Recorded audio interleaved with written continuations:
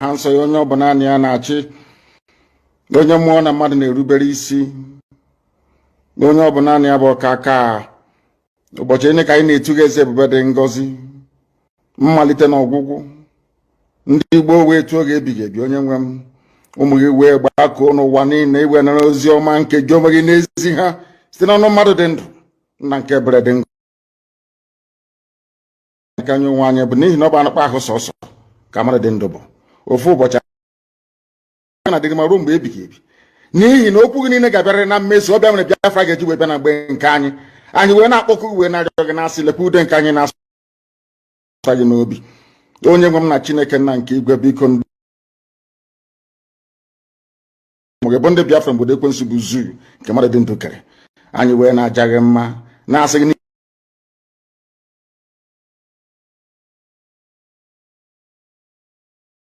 ọbịa nwere iji wee na-agọzi nsọmụkwụ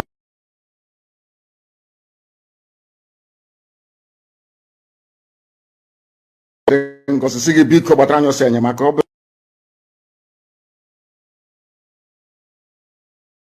ka ekwensu anyị wee na-enye gị ofe na nsọpụrụ na ija ma na-asị uru anyị niile ka kasisi wee baa ha ọnụ ha wee daa hapụghị ikoni ọzọ obodo ekwensu bụ zu ala ọkwa n'iyi eze ebube dị ngọzi anya ọnwa anyị bụ ụmụ gị wee na-akpọkọ ha nsọ gị na-asị na ebe gị chi ọzọ egwezuga gị anyị wee na-aja gị mma wee na-eto gị na-asị onye kere ihe niile kere eke mana onwe onye kere na n'otuto niile na nsọpụrụ niile na ịja mma niile site n'ebighị ebi mara ebighị ka a na-arịọ gị ise. Having handed over our proceedings to heaven, we must therefore proceed unfailingly and very speedily to preach this very gospel that we have been mandated to preach this very day, because heaven and earth will bear us witness that they came in their time and the God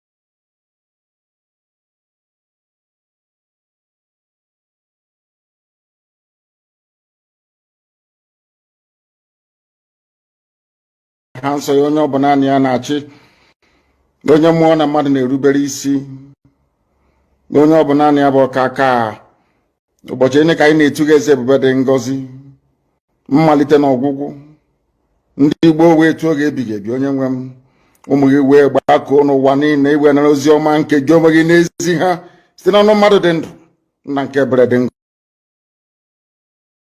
nke anyị onwe anyị bụ n'ihi na ọ bụ anụkpa ahụ sọsọ ka mmadụ dị ndụ bụ ofu ụbọchị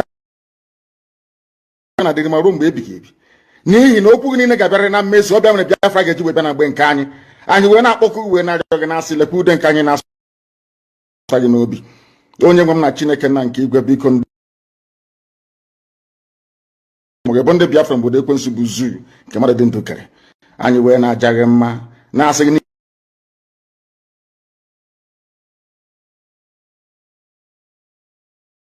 ọ bịa mere iji wee na-agọzi nsọmụkwụ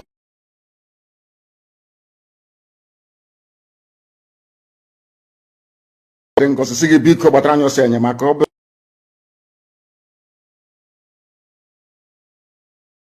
ka ekwensu anyị wee na-enye gị ofe na nsọpụrụ na ija ma na-asị uru anyị niile ka kasisi wee baa ha ọnụ ha wee daa hapụghị ikoni ọzọ obodo ekwensu bụ zu ala nwekwa n'iyi eze ebube dị ngọzi anya ọnwa anyị bụ ụmụ gị wee na-akpọkwa ha nsọ gị na-asị na enweghị iche ọzọ egwezuga gị anyị wee na-aja gị mma wee na-eto gị na-asị onye kere ihe niile kere eke mana onwe onye kere na n'otuto niile na nsọpụrụ niile na ịja mma niile site n'ebighị ebi mara onye bi ka a na-arịọ gị ise ise ise. Having handed over our proceedings to heaven, we must therefore proceed unfailingly and very speedily to preach this very gospel that we have been mandated to preach this very day, because heaven and earth will bear us witness that they came in their time and the gospel of redemption was preached and men were saved from their folly. This evening I will start by calling upon Bishop Coker, or should I say all the Catholics around the world, to please warn Bishop Coker to desist from making statements and comments that will annoy God Almighty in heaven. If he continues in the manner that we have deduced he is likely to follow, then I will place curse on him in public. I'm not saying this very lightly because he is a man that I have enormous regard and respect for. Bishop Coker, I respect him.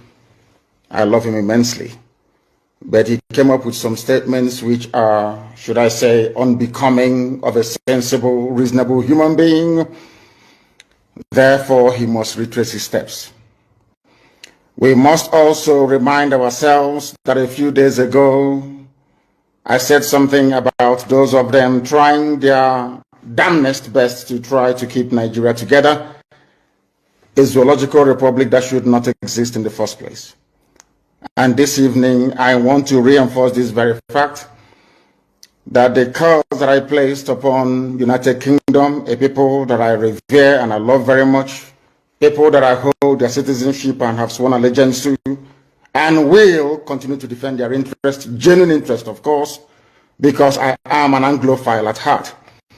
That very Britain today, it is not been up to 7 days that I made that statement live here on air. The leader of the Welsh people have come out to make a categorical statement that Britain no longer exists in their own thinking. This is what I want to guide the thinking of all our people. I want it to guide our understanding of what is happening in the zoo, and to understand also the spiritual dimension which we have chosen to pursue this very noble cause. According to Mark Drakeford, who is the leader of the Welsh people in the UK, and I quote, "The United Kingdom is over," he said. UK, as I told you a few days ago, that anybody who has a hand or who is trying to keep Nigeria together, their kingdom or their entity will disintegrate. These are the things that I want you to understand this very evening, that Nigeria has expired. The wrath of Almighty God is upon Nigeria. Look at Tinubu, for example, what the Yorubas are going through on his account. Look at how the Christian minorities in the north are being slaughtered and brutally massacred by the Janjaweed elements of the caliphate, because the likes of Bishop Coker is there preaching unity that he knows doesn't exist, because Britain is directly involved in trying to keep together what God Almighty has rendered asunder. That is the reason why Mark Drakeford has come out to say that United Kingdom is over. He's a very heavyweight politician in the UK, the leader of the Welsh people. He is the first minister of the Welsh people. Wales, of course.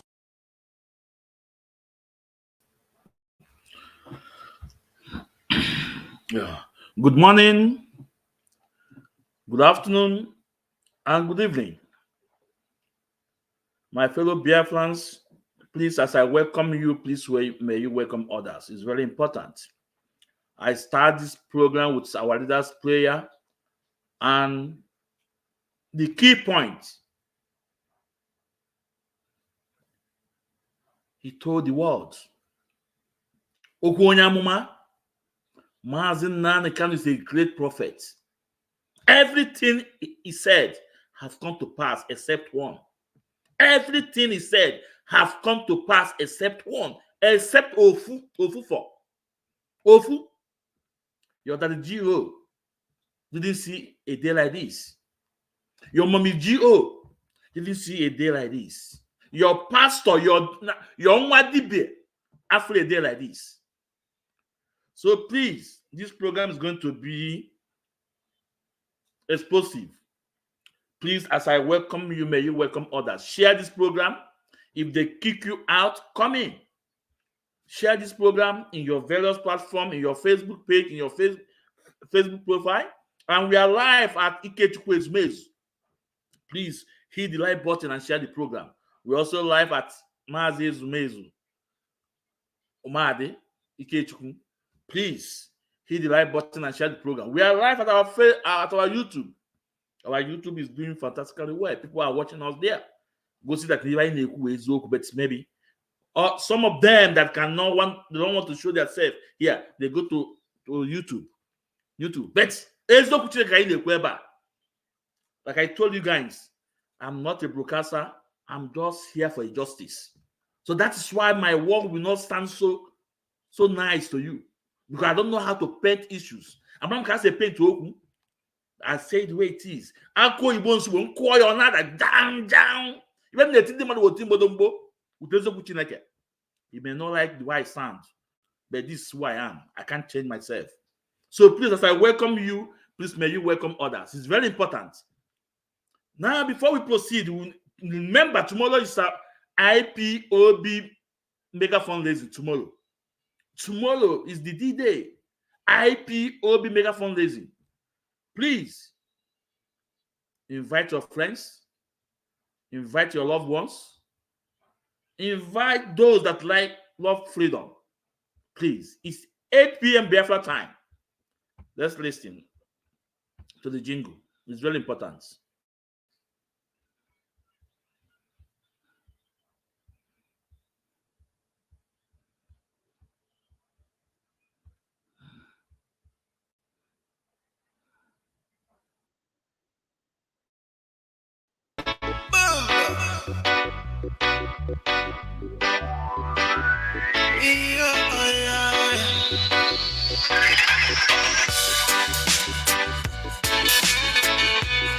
Send me the time for my girl. Listen up, brother. Me come from the eastern side. Alright. Me come from the motherland.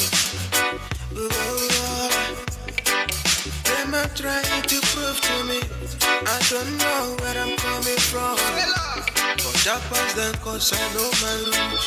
I know fit to lose that road for them.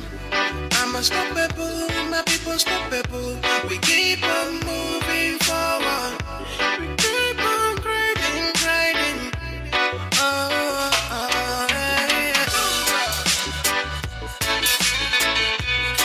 Freedom for my people. Freedom for my nation.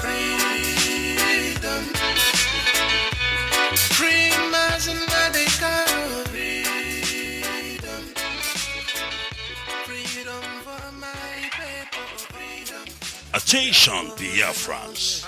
Attention, Biafrans. Lend me your ears for this all-important announcement.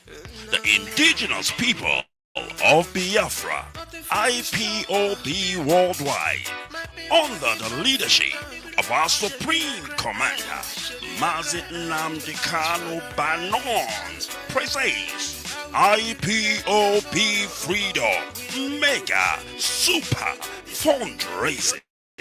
Host IPOB family in USA. They are formidable. Date: Biafrans, lend me your ears. The 24th day of February 2024, the year of our Lord. Time 8 p.m. Biafra land time. Zoom ID. Now take your pen and paper and pay attention. 70588979881. I repeat, 70588979881. Passcode, one word, IPOBUSA. I repeat, passcode, IPOBUSA.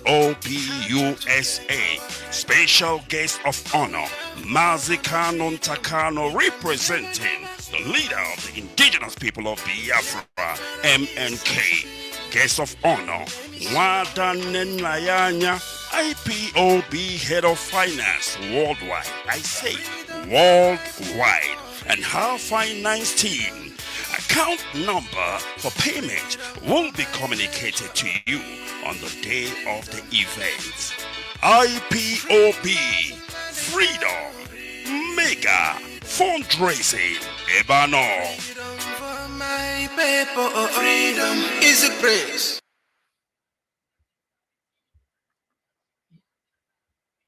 So, please, Biafrans and friends of Biafrans, lovers of freedom, we are all invited in this IPOB mega fundraising hosted by IPOB USA. So it's very important. Tomorrow is the D-Day, 8 p.m. Biafra time. Please invite your loved ones and come. Let's make it go yefe. So you have to move to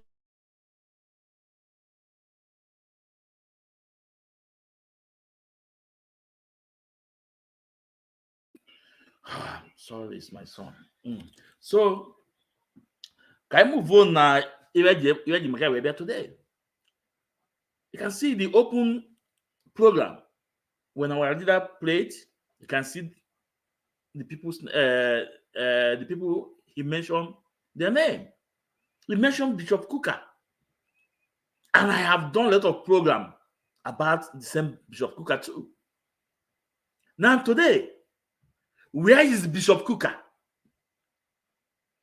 Where is Bishop Kuka? All the time in the north, in the Benue, in Plateau, in Southern Kaduna, in Kebbi State, in Katsina, in Plano, in Yobe. Where is Bishop Kuka? That's trying to protect Fulani. Where is he? Where is Bishop Kuka today? That's why I tell you, Mazi Nnamdi is the greatest prophet. Greatest prophet.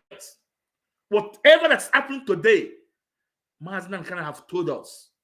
And all of it's happening between our eye. It's happening. So I ask you again, did your daddy GO tell you that a day like this would be an Nigeria? Where is Oyedepo? And the rest, where are they? And in those that say that Naira will be equal to $1. Keba today, Ndokwasi, prophet of doom. Prophet of doom. Those that a naira will be equal to dollar. Okay, where are they today?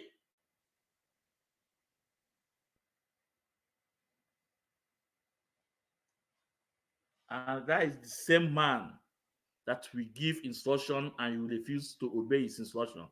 I bet you will turn around and say, our Mazi is the greatest prophet. But to over 10 years instruction, he will not obey it. Today, we also see what is happening in Nigeria today. Only Mazi said it. Mazi said it. Today, $1 is almost 1,800. I think almost 1,800. $1. $1. 1,800. Remember what Mazi told you?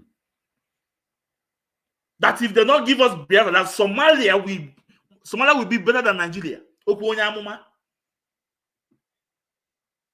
You guys are holding the Son of God in that cell.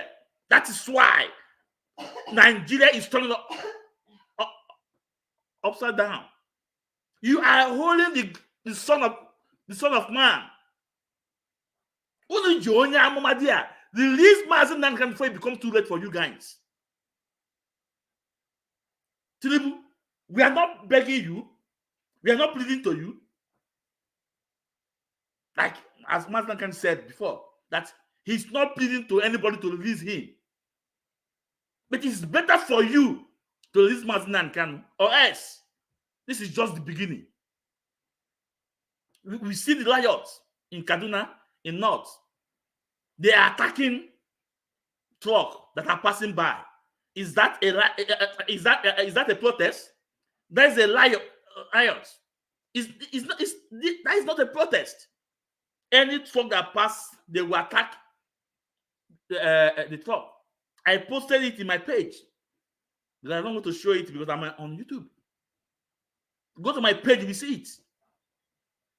From protests, they are turning to riots, attacking trucks, attacking cars that are passing across the states. Look at what happened in Lagos. It's better Nigeria release Mazi Nnamdi Kanu. You see, now nobody will say that Mazi Nnamdi is out. Or no one can say it. I told you guys, the only thing you can do is just to do sacrifice. You want to go Kaiwe old Mazi Nnamdi Kanu not to play. I don't remember. Nobody can see after Mazi Nnamdi Kanu because anybody we one and a we wo. Anybody we one and a we wo. Look at what is happening in Nigeria today. Look at what is happening. Even at a point, Abraham Babangida is talking about Q. Then, out of a sudden, I fool our own brother, Sunday Igboho, coming back. They say it's for his belly of his mother. I told you, I want to do in my page. The Northerners are so angry about President Tinubu. They're not comfortable anymore. And there was a rumor about Q, right? Out of a sudden, Sunday Igboho come back. Is there something that we don't know? But only time we tell. Only time we tell. Only time we tell. And go and listen to some of his statements. Sunday Igboho, what he said. Go and listen to it. Is this sounding action? Let me pray. He's coming back. It's really important for those of you that have not come across the video. I think this will be an opportunity to see the video. It's an opportunity. You know? Yeah.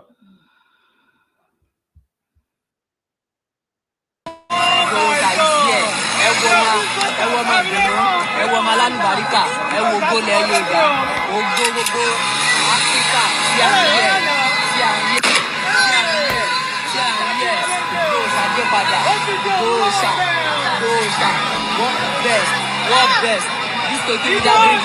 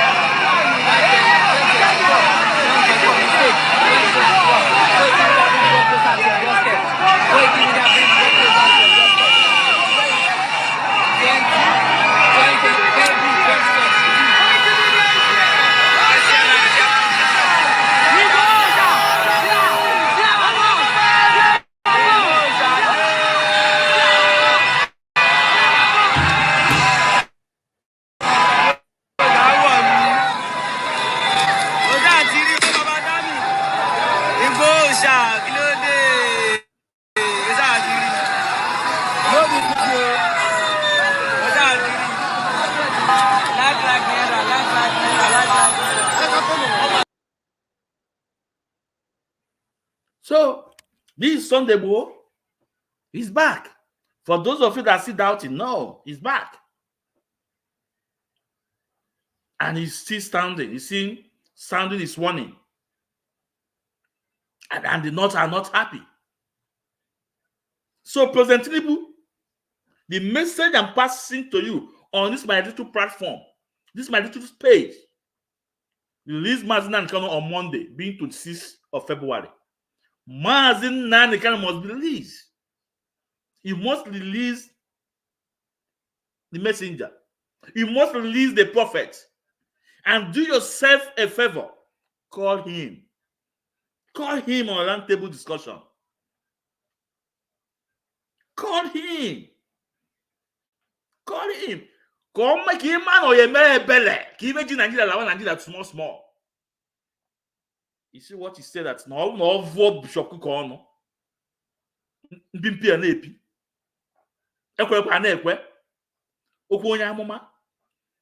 You guys think that a prophet must have a church or no? Okay, a prophet from his mother's womb always tell you, when he said things, it must come to pass. When he said things, we respect what he said because he did not send by himself. So, President Tinubu, Mazi Nnamdi Kanu must be free. You must free Mazi Nnamdi Kanu. We don't care about Britain. We don't care about Britain. We don't care about the Western world. No. You must, because they are using you. So you must say no to them. It's you, Ogma Kaima. Sunday Igboho is back. Release our own son. Release our own brother. Release our own uncle. Release our own leader. Release our own father.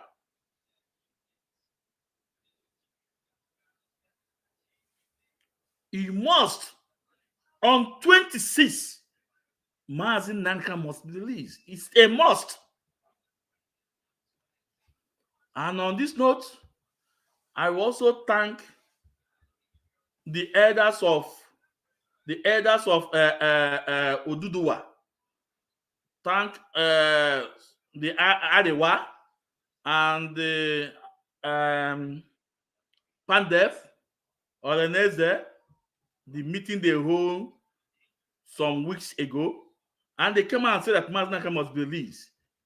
So release Mazi Nnamdi Kanu is a must. Everybody is saying that Mazi Nnamdi Kanu must be released. So release Mazi Nnamdi Kanu is something you must do. It's something you must do.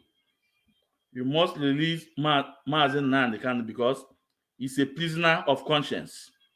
He committed He committed no crime. He committed no crime. So you must release Mazi Nnamdi Kanu. It's a must. So my people, we welcome our own person, Sunday Igboho, our own brother. We welcome him, and we hope that he have to start where he stopped. He have to start where he stopped. It's very important that he will start where he stopped, because a lot has happened when he was away. A lot has happened when he was away. And you can see about even the two traditional ruler they kill in the West, they buy in the West. At the end of the day, they kidnap the children that are going to school, but they later release. So, and their fullest Fulanis have overtaken it. Nigeria is not working. Called Mazi Nnamdi Kanu on land table for a discussion. This is the way forward. This is the way forward. Now, let's bring, because there's a lot of things we're going to say today, but let's bring Yusuf, the interview of Yusuf. Or before then,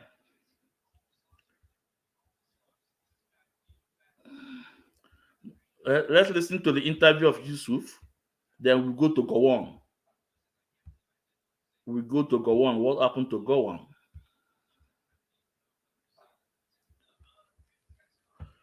Then let's play this little clip when Mazi Nnamdi Kanu won them. Let's listen. They failed to give us Biafra, Somalia will look like a paradise compared to what will happen to that zoo. It is a promise, it is a prayer, it's a pledge, and it's also a threat to them. Our promise is very simple. If they fail to give us Biafra, Somalia will look like a paradise compared to what will happen to that zoo. It is a promise, it is a prayer, it's a pledge, and it's also a threat to them. Our promise is very simple. If they fail to give us Biafra, Somalia will look like a paradise compared to what will happen to that zoo. It is a promise, it is a prayer, it's a pledge, and it's also a... Please, my fans, I want you guys to tag Dr. Damages, because when Mazi Nnamdi Kanu said this on the live program that he hosted our leader, that was 2014. He never believed. You can see his body language. You can see how he look at our leader. He will say, what is this man talking about? But today, is Somalia not better than Nigeria? I'm asking. So I will need someone to tag him and ask him what Mazi Nnamdi Kanu said when he hosted him in 2014. That if they don't give us Biafra, Somalia will be better than Nigeria. Is it coming to pass or not? I want you guys to watch it and just watch Dr. Damage and see his body reaction when our leader pronounced Biafra, Somalia will look like a paradise compared to what will happen to that zoo. It is a promise, it is a prayer, it's a pledge, and it's also a threat to them. Our promise is very simple. If they fail to give us Biafra, Somalia will look like a paradise compared to what will happen to that zoo. It is a promise, it is a prayer, it's a pledge, and it's also a threat to them. Our promise is very simple.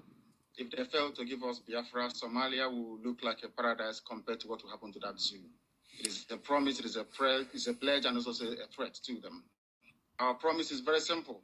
If they fail to give us Biafra, Somalia will look like a paradise compared to what will happen to that zoo. It is a promise, it is a prayer, it's a pledge, and it's also a threat to them. So, my people,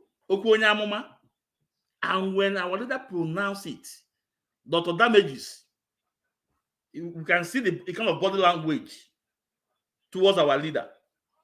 But today, go and ask him, Oga, what did Mazi Nnamdi Kanu say in 2014? How far? Is it coming to pass or not? I need someone to tag him, to ask him this question. It's very important. Now let's go to Yusuf. The cry, I call it the cry of the North. The cry of the North. Let's listen to him. Professor Yusuf.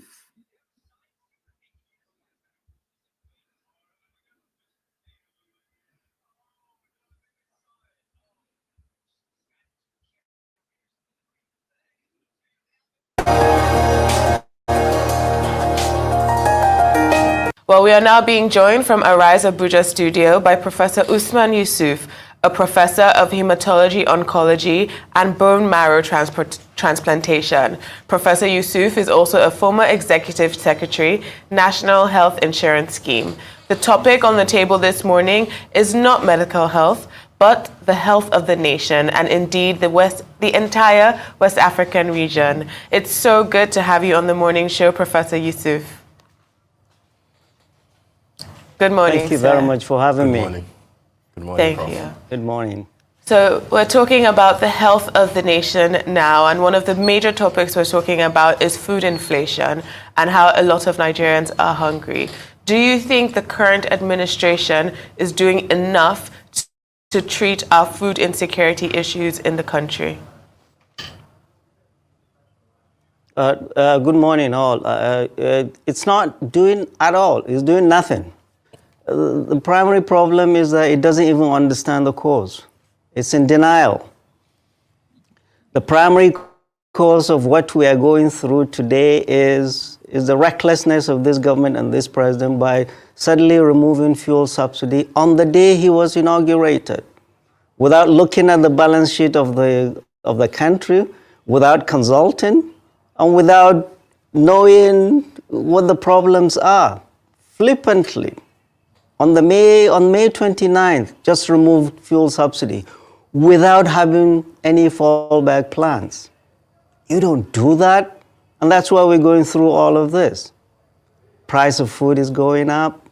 Inflation, as at yesterday, was 29.9. The dollar, when they came to the naira, was 680. Today is 1,500. Everything is going up. And they are surprised because they don't have a plan. And I said it from the outset that in August last year, that Tinubunomics is nothing but a very painful pill for everybody to die. And people are dying. This president started this policy before he even assembling his team. It clearly showed that the president was being advised by shadowy, armchair, theoretical economists that know little or nothing about the sufferings of our people. And we all know all this policy is just a prescription they got from the World Bank in Washington, D.C. They got a prescription. And that prescription is killing our people. We've been raising our voices, telling the president and the governors. The president looks like he's just drowning. And the economic team, all they are doing is like flailing their arms as if they are drowning. I saw the three economic team the other day on TV at the National Assembly, and I was a lot more depressed than when it started. The Minister of Finance, the Central Bank Governor, and the FIRS boss. The honest truth is that they do not know how to get out of this mess. This self-inflicted pain they've put this nation through. They don't know how to get us out of it. And we are warning them. And we do not see what Martin Luther King referred to as the fierce urgency of now from this government to get us out of this mess. We are in serious trouble. Everything must stop. There is hunger in the land. Democracy means nothing to a hungry, angry, homeless man or woman. What they are doing is akin to a doctor coming into a room, patient's room, and just looking at the numbers. Oh, the blood pressure is this, the pulse is this, instead of looking at the patient.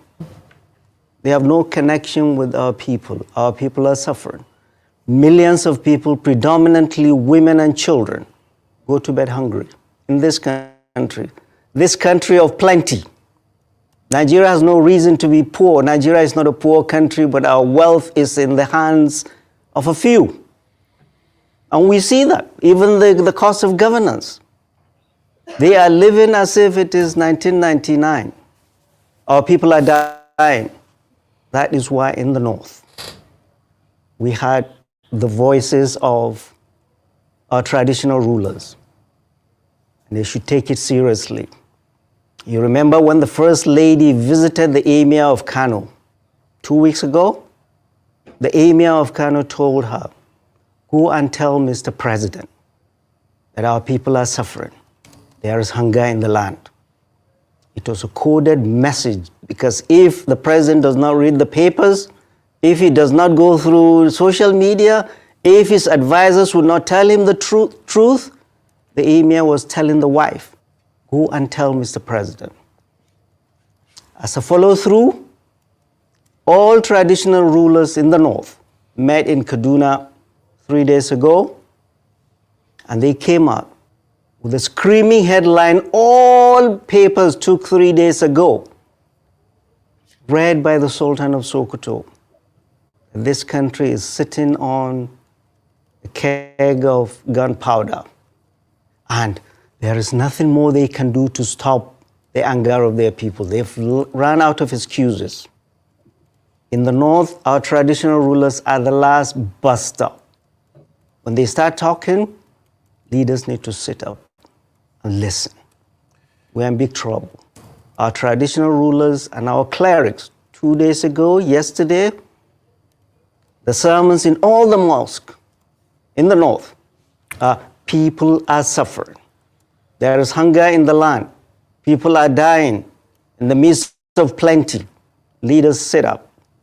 Any leader who does not listen to the sufferings of his people does so at his own peril. What we are afraid of, we're not afraid of what is going to happen to politicians. We're afraid is what is going to happen to our country, Nigeria. This country we love dearly. This country that has given us more than we have given back. This country that has been formed on the blood and sweat and tears of our leaders past. No reckless politician is going to break this country up by his recklessness and not listening to the concerns of the people. All right, there Prof. is hunger in the land. All right. All is not well. All right, Prof. We heard you loud and clear, but I also know that you may not be a very big fan of the president. You probably didn't support his aspiration when he was trying to be the president of Nigeria. But of course, he's now the president, and you are looking at issues in terms of his policies. Now, you've used the example of the Emir of Kano sending a coded message to the president through his wife, the First Lady. But of course, you are also aware that the predecessor to the Emir of Kano, SLS, Sanusi Lamido Sanusi, has also come in defense of the president, stating clearly that what is happening is not the fault of neither the president nor this administration, and that the seed for what we are witnessing today was sown during the Buhari administration. It doesn't sound to me like you have any blames whatsoever for the previous administration and what Asiwaju Bola Ahmed Tinubu met on the ground. All I heard you say is that this is a reckless government who is not listening to the yearnings of the people. But this is the same president that has declared emergency on food insecurity. It's the same president that has asked that everything needed to be done in terms of making food available should be done. But up north, you have governors like Bago in Niger, whose answer to what is happening is to say that no truck with food item should be allowed to come down south. But you are putting all the blames on the president without seeming to address the entire issues affecting food insecurity in Nigeria. What else would you like the president and this administration to do? Right. Yeah, my people, before Professor Yusuf will say something, let me say something. And if there's anyone who wants to join me in this program, I will just right, I will gladly bring you in. Let me say something, please. After 1960, when Nigeria got independent, then that led to 1966 coup. Then that 1966 coup, excuse me, go on.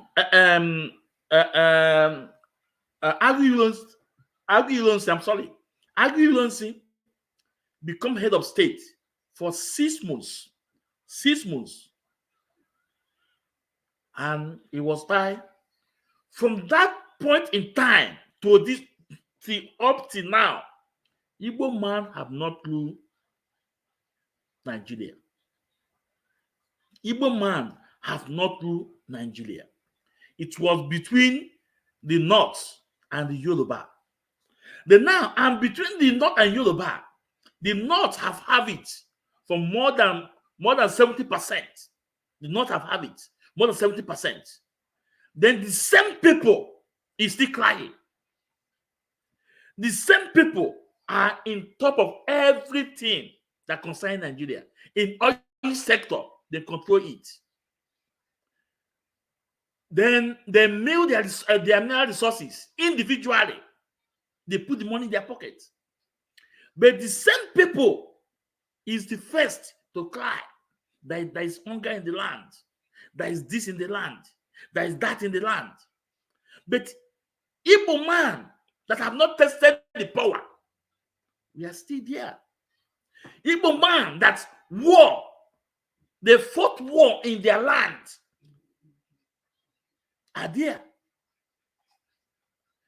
Then let's be sincere to ourselves. Is the North telling themselves the truth? If you go to NNPC, the Northerners dominate it. They have it all. Oil where? They have it all. No Ijo man have oil where? No Ijo man have oil where? No Igbo man have oil where? It was between the North and the West. And the North have it more than 80% oil where in Nigeria. The same people are still crying. The same people are threatening the president. We all remember when Buhari was there. All the posts, all the security chiefs, they were all Northerners. All the security, they were all Northerners. All the important positions were Northerners occupied them.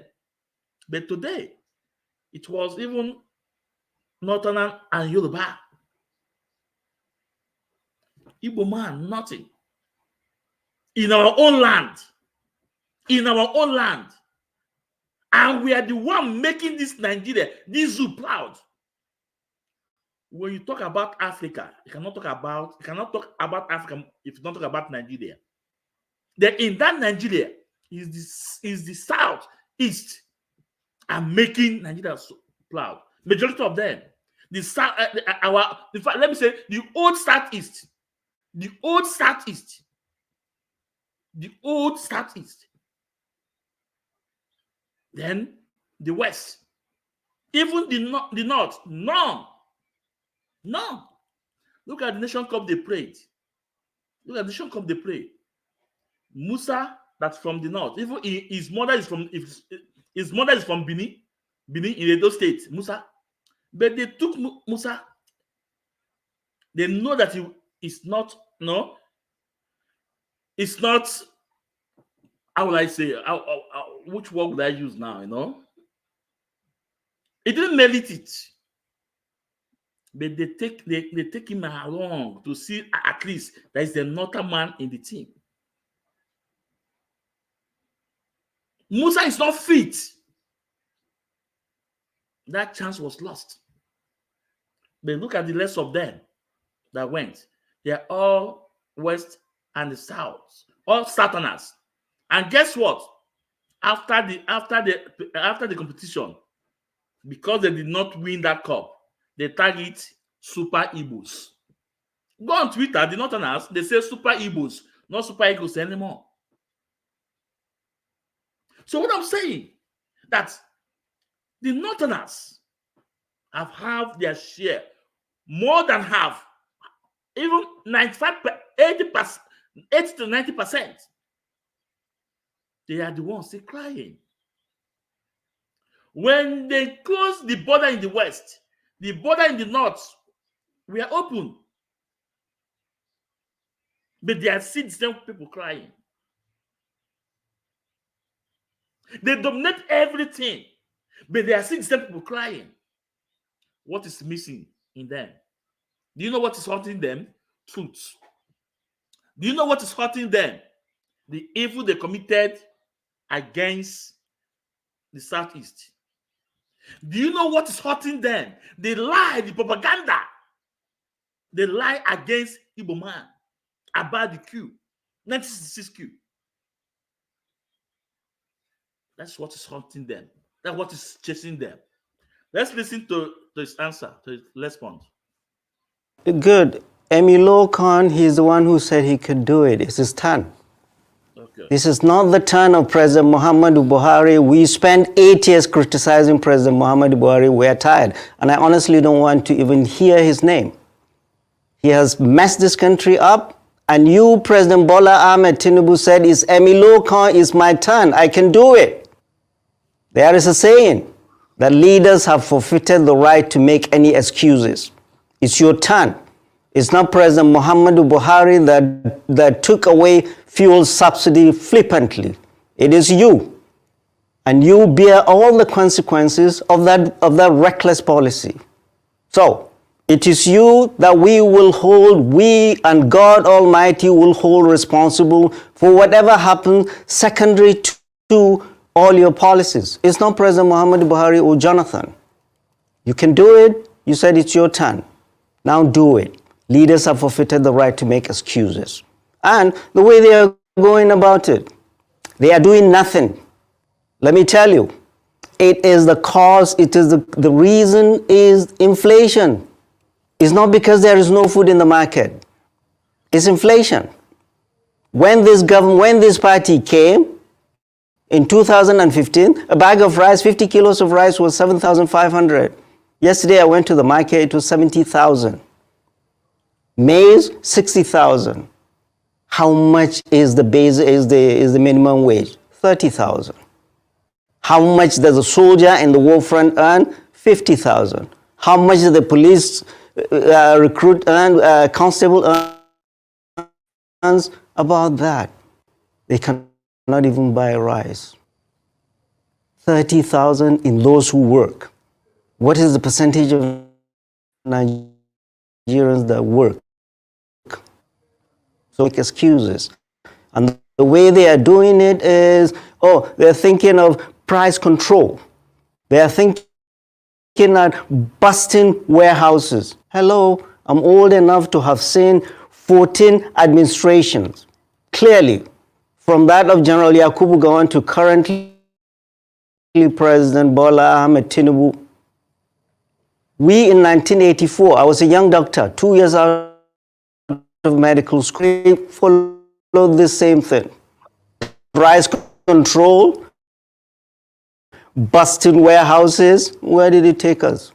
They haven't learned anything in 40 years. They haven't learned anything in 40 years. Yesterday, NLC, the president of NLC, Joe Ajero, said, you can give ₦1 million to workers if inflation keeps eating that up. You are not going to achieve what you need to achieve. The primary problem is the runaway inflation. The economy is out of control. The managers of our economy, they are drowning. They don't know what to do. They are the ones that cause the deterioration of the exchange rate of the naira, the inflation we see, and the cost of food and everything in the market. It is not availability. There is food in the market. What I call on all the governors of this country and the president, everything should stop still. This is no time to build bridges or flyovers. This is the time to open the treasury and buy food and give food to the people and subsidize food. The only way you can crash down the price of food is bring down inflation. But these guys don't know how to do it. But flood the market with subsidized food. I lived in the United States forever. Everywhere in the world there is subsidy on food. You go to the supermarket, everything has tax. But food item does not have tax. Why? Because leaders of those countries know that hunger in any land has national security implications. But apparently, the national security team of this president and the president himself do not see the national security implications of hunger in the land.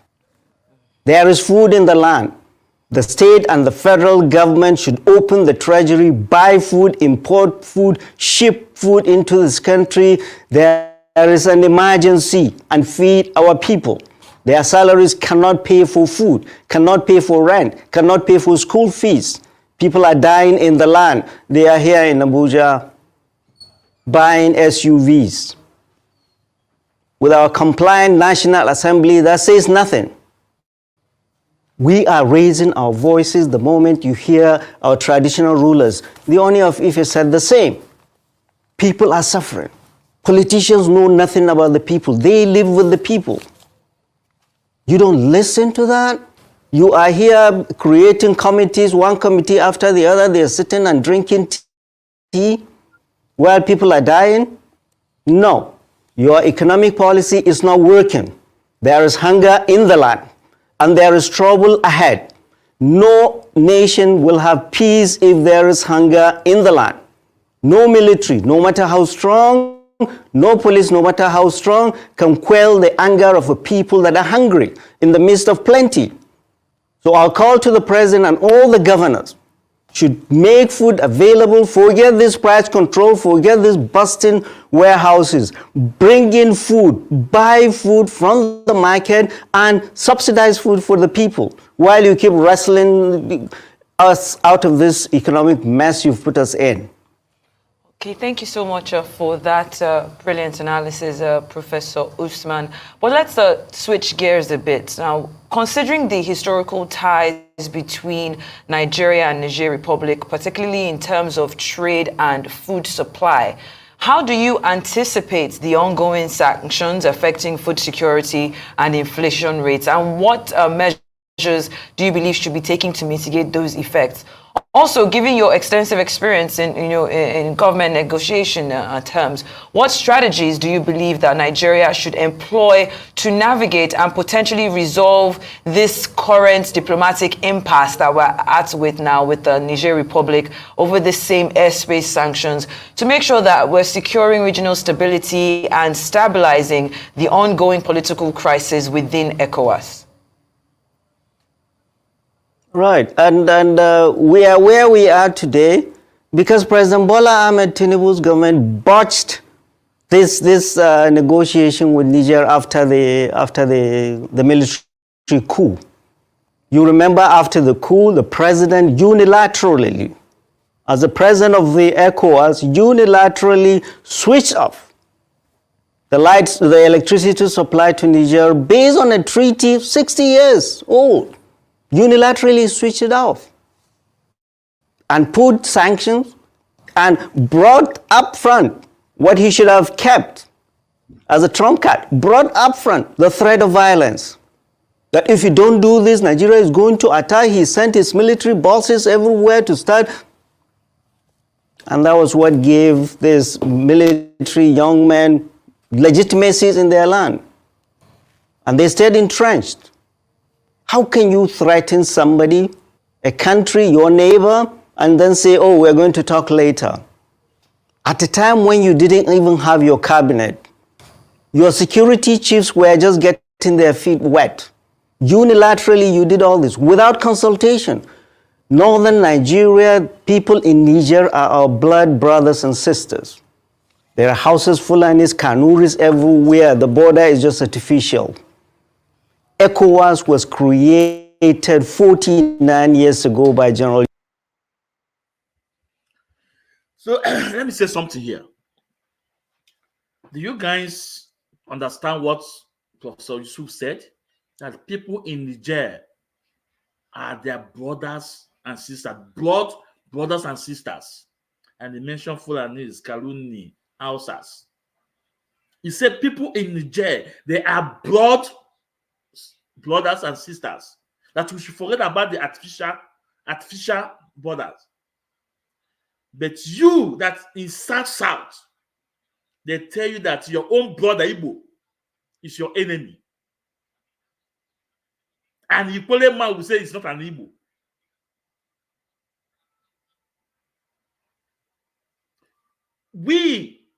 They divided us South and make you to believe that Southeast is your greatest enemy. But you can hear from Professor Yusuf telling you all the way to Niger that they are brothers and sisters, that we should forget about the artificial border. But they make you in South to believe that the Southeast is not your brother, that we are your enemy.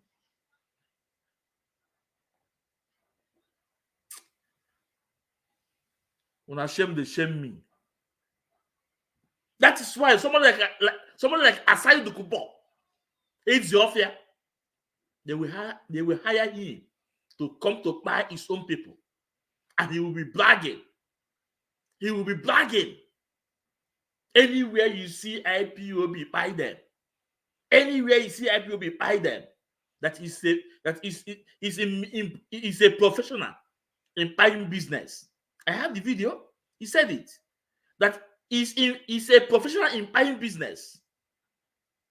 Buying your own people. The same as Asai Dukubo is pure Igbo man. Asai Dukubo, pure Igbo man.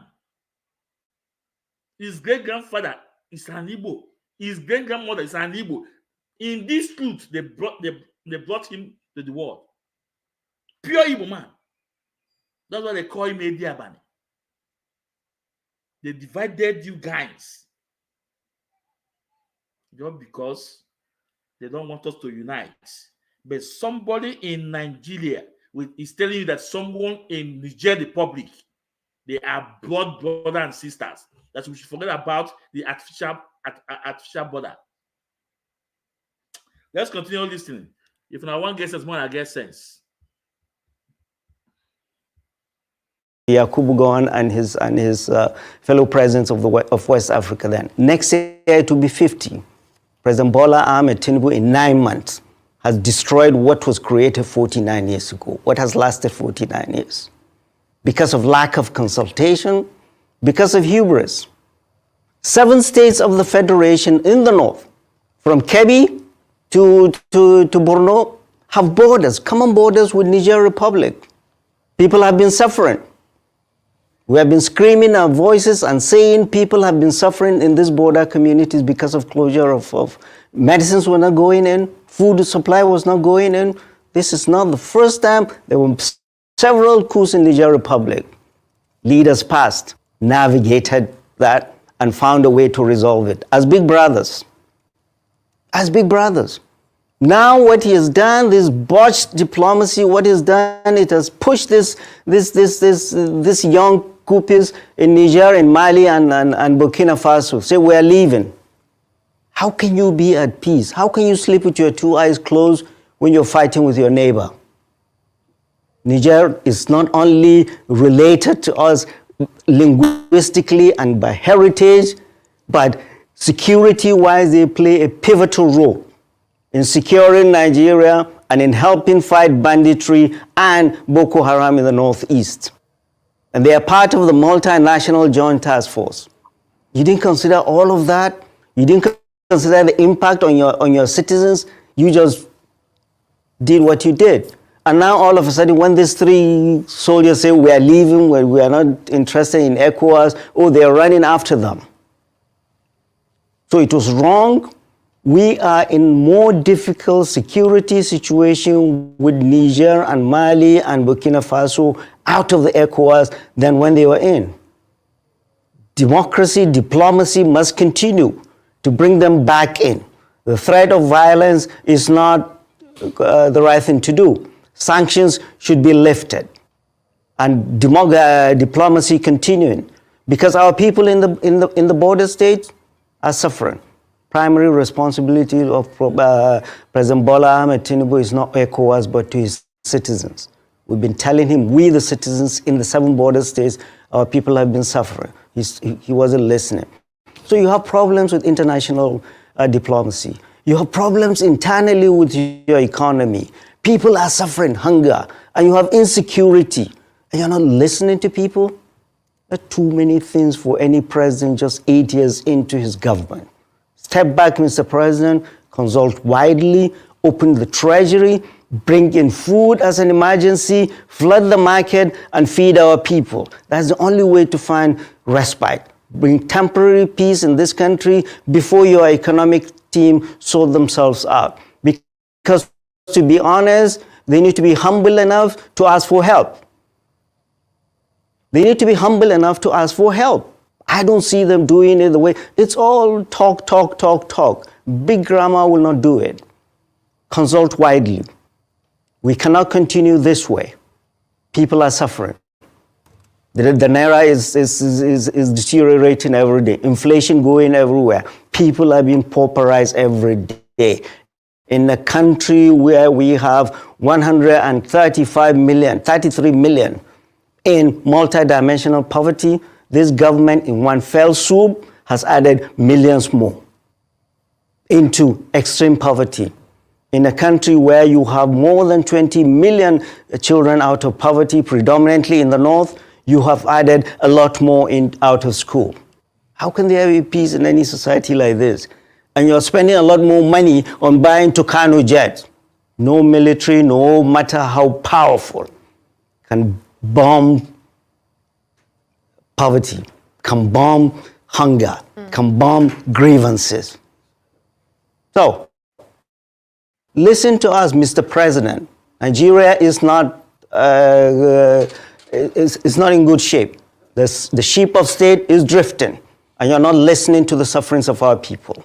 Our emirs in the north and the Oni of Ife, they have told you the pulse of the nation. Listen. Do not listen to your advisors that are telling you anything differently. Thank you so much, sir. Thank you. Yeah. Let me say something just a minute before we go. Let me just say a little. I want the South leaders, also Southeast leaders, to come and listen how they are protecting their brothers. Not even in Nigeria, in another country, in the Republic. They should come and learn how they are protecting their border in the Niger. How they tell you that border is just artificial border. It's just artificial border. How they are telling you that they are broad brothers. They have heritage there. But they will come and tell you the South, and Southeast are not brothers, are not one. Then introduce that South, and the person that even introduced that South is an Igbo man, the late Alex Ekweme. Is the one, is the blame for that name, South. They will buy you over, they will use you against your people. At the end of the day, you will buy for nothing, your people will be suffering. There's no place in the world you will see South, or you see East. No place in the world, or West, or North. Only in Nigeria. They created that name. I want them, Ike Crack, Iwanyam, Modo, come and listen. Come and learn from Professor Yusuf how he was protecting their brothers across Nigeria, Niger Republic. I'm telling you that boundary is just artificial boundary. But to us, in Southeast and South, we are cut and lot. We cannot unite to fight for one goal. Anybody that blink up and say, oh, it's an Igbo man. No, it's an Igbo man. Oh, this one, no, it's an Ijaw man. No. This one, no, it's an Ikwale man. No. They divided you guys too much. It is time. It is time. Now, let's listen. So I want to ask something, because yesterday the president nominated his son-in-law as the head of the Federal Housing Authority, which was sparking concerns about nepotism. And previously, the movement of FAN, the Central Bank of Nigeria, certain departments, and departments of the Petroleum Commission have been framed in terms of it being an Emiloko or a Yoruba-centric government. You've also spoken about the issues in Niger and how people in Niger are Hausa and Fulani and Kanuri as well, and are the brothers of people in northern Nigeria. You've also spoken about traditional rulers and clerics coming out to speak about the issues being faced by the people, hunger, insecurity, and particularly in northern Nigeria. Now, my question here is, do you believe that President Tinubu is not sensitive to the issues concerning northern Nigeria? Do you believe he is not prioritizing people in the north? And do you believe that his policies have impacted the north more than they have the south? Okay, one answer. I mean, President Bola Ahmed Tinubu's injection and prescription of suffering is felt all across the country, all across. He has been not helpful to everybody, every Nigerian. Back to your first question. You remember during the time of President Muhammadu Buhari, the southern press, they were talking about Fulanization of Nigeria, Islamization of Nigeria. Well, now it is fair to say we are now at a time where it is Yorubanization of Nigerian economy. Because all ministries, departments, and agencies that control and disburse money, President Bola Ahmed Tinubu has given it to people of his ethnic group. And he is sneakily moving major MDAs back to Lagos. The excuse they are telling us, or the reasons they are telling us, are congestion. Hello, Lagos, the federal capital was moved from Lagos to Abuja. One of the biggest reasons was congestion in Lagos. And another thing is centrality of Abuja. The government is not telling Nigerians why it's doing all of this move. Doesn't care. If I have a son, or my daughter, or my wife is working in central bank or whatever, I don't have any in central bank. Because all of these juicy places in Nigeria, they have become places for the children of the politically exposed. Oh yeah, they take the ministry back there, or my wife will remain there, so there will be massive attrition of people in the north in these agencies. And people in the north are seeing, forget whether it's true or not, the president must listen to what the people are saying. People are saying that all these moves are harbingers of things to come.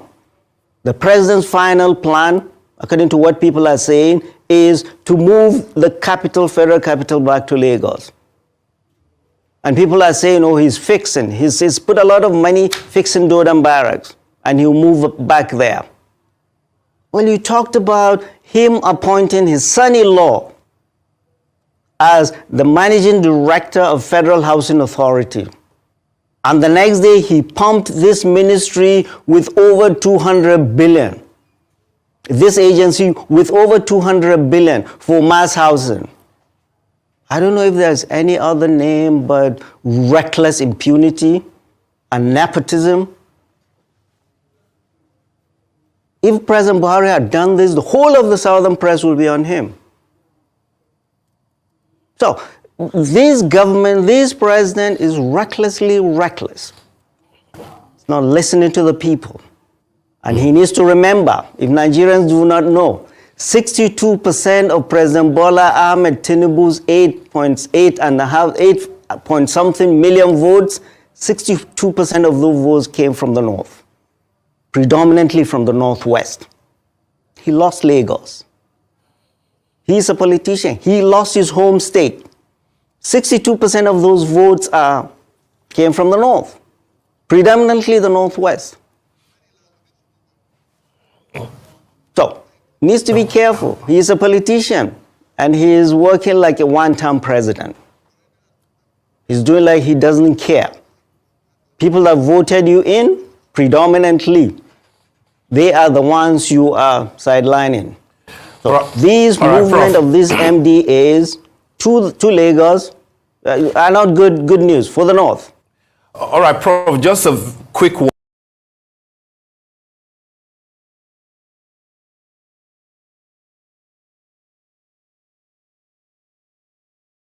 No. Let's say something a bit. You can see the cry of Professor Yusuf because Tinubu give position to his son-in-law. Well, if you ask me if it is good, I would say it's not good. But where did Tinubu learn it from? It's from the same north. But it's the same strategies you guys use for the last 8 years. Tinubu is learning from you guys. And now you are crying that he's shifting the capital to Lagos. You can see what I'm saying. It's them, north and west. Remember, the first capital of Nigeria is Calabar. The first capital of Nigeria is Calabar. The time the economy is coming, oil is booming, for them to develop Calabar, everything. Guess what? Mago, they carry it to Lagos. They take it to Lagos. And Lagos was built with our own resources from the old eastern states. After developing Lagos, guess what? Babangida moved it to Abuja to develop it again. But the people that the resources is from in their own backyard, nothing. Go to Bayelsa today. Go and see what's happened to Bayelsa. Go to Bayelsa. Go to Calabar. Go to Iguacha. Go to Warri. If you will see federal government facilities, apart from what is it a PTI or something like that in Warri? All the oil sector, they have moved to Port Harcourt. From Port Harcourt, and even then I moved to Port Harcourt. Their head office is Lagos and Abuja. Their head office is Lagos and Abuja, but they are sucking the old southeast. And who make it possible? Our own brother. Who make it possible? Our own brothers, our own people. Starting from Isaac Abolo. People don't know the story of Isaac Abolo. Isaac Abolo was used by the North. It's a tool by the Northerners. His brother say it.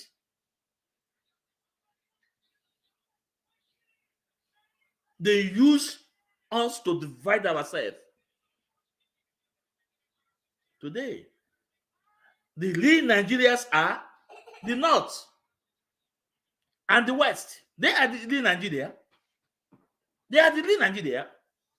They are the owner of Nigeria. But the praise the resources is coming from, nothing. Nothing. How about the mineral resources? How about the gold in Zamfara? They are mining it and enjoying the money individually. But the oil in the southeast is for federal.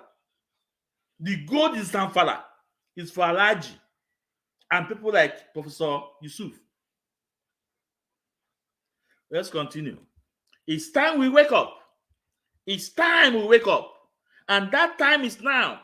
Larry Land and go and release Mazi Nnamdi Kanu. Mazi Nnamdi Kanu is their medicine.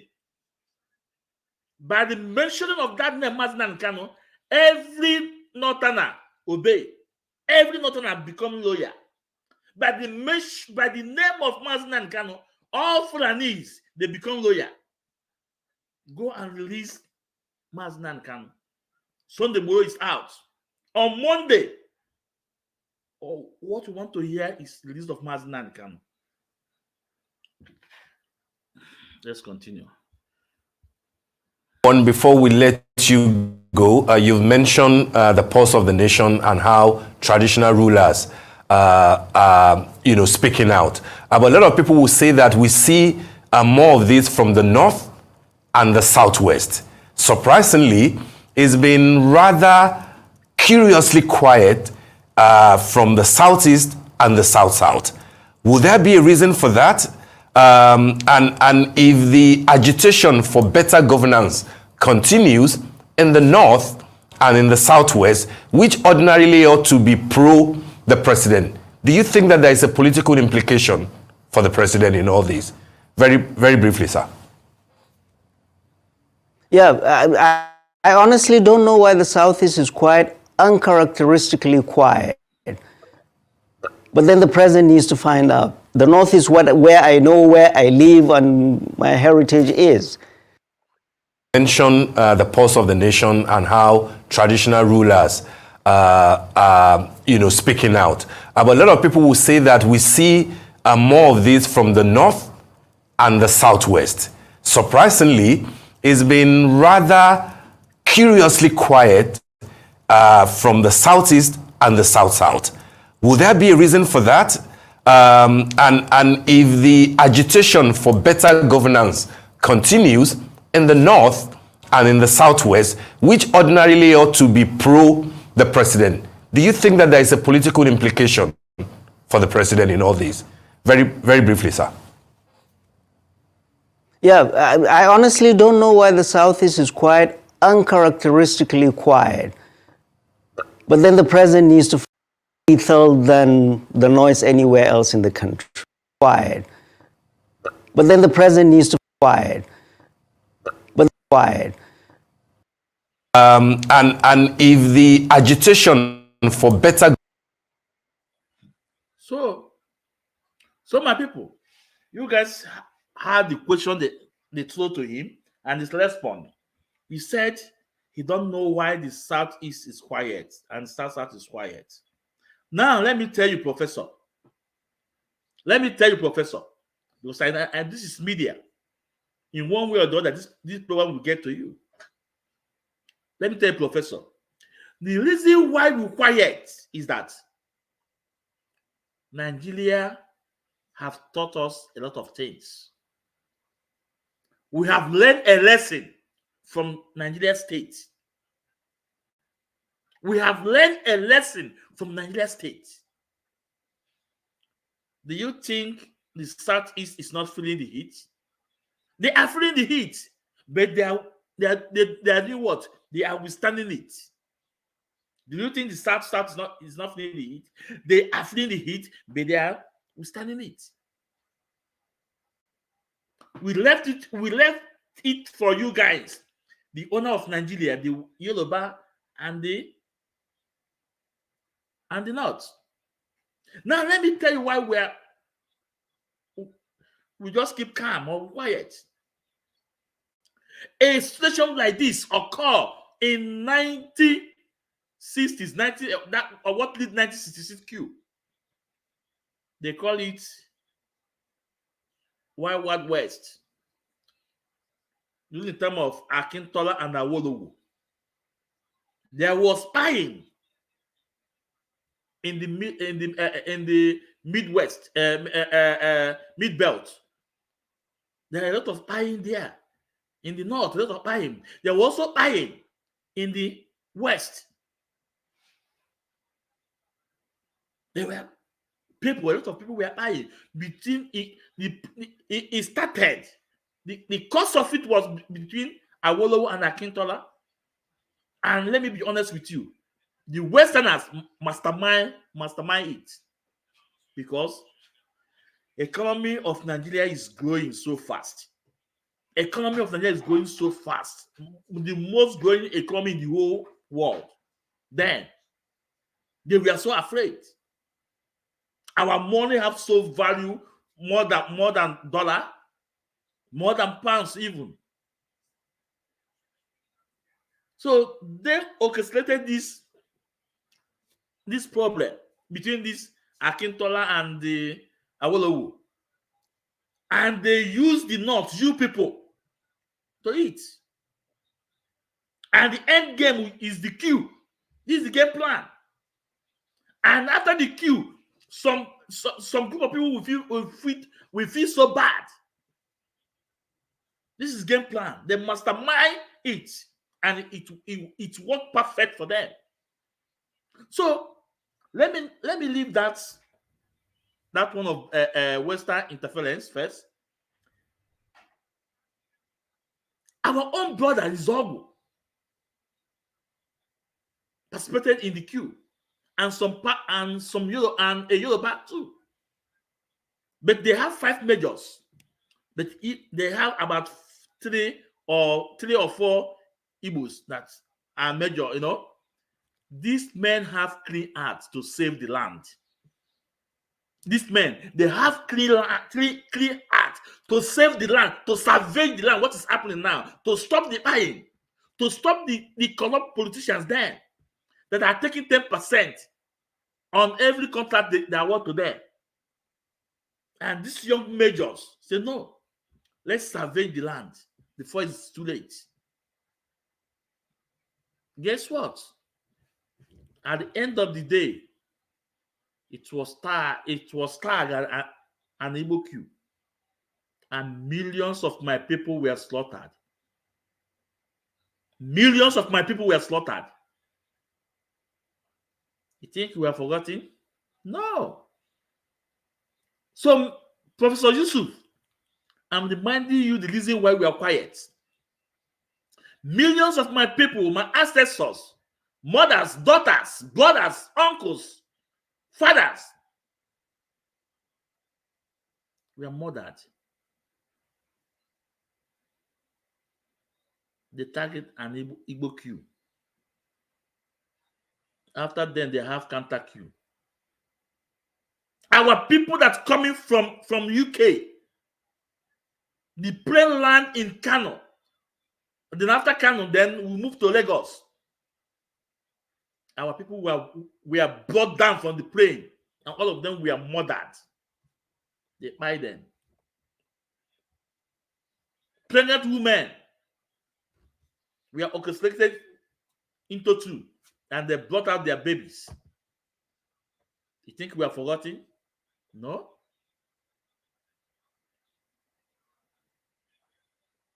Then after them, what?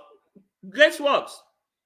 The elders of the Southeast, old Southeast, and tell Ojukwu say, no, we will not continue in this way.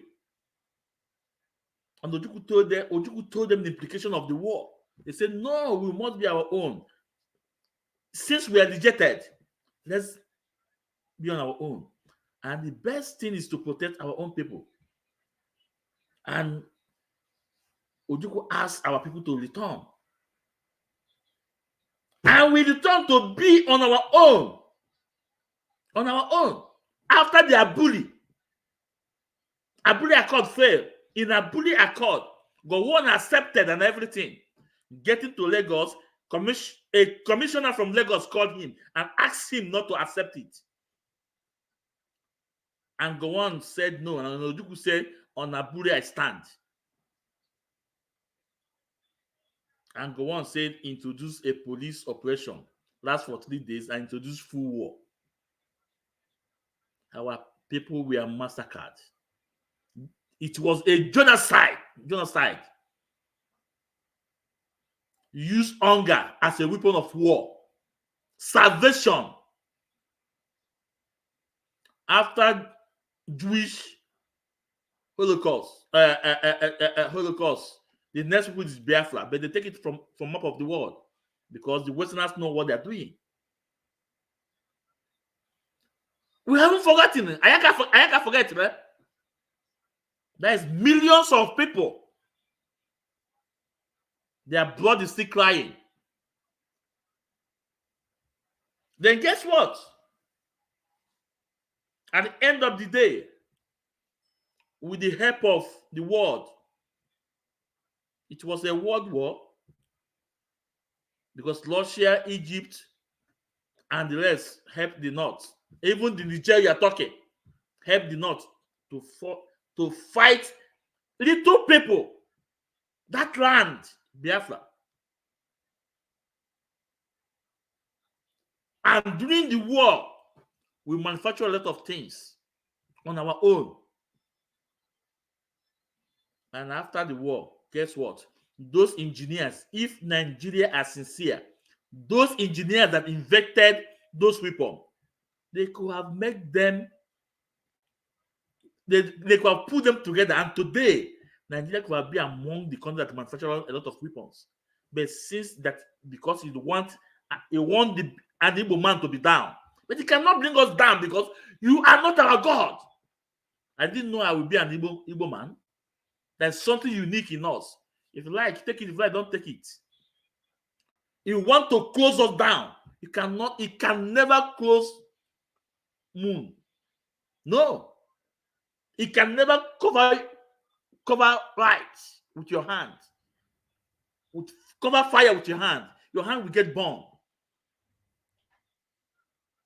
You guys try everything possible to make sure we are down. Tell me in Southeast, tell me one single federal government office or facilities in Southeast, apart from school, university. Tell me. None. Our people, we are murdered. Millions of us.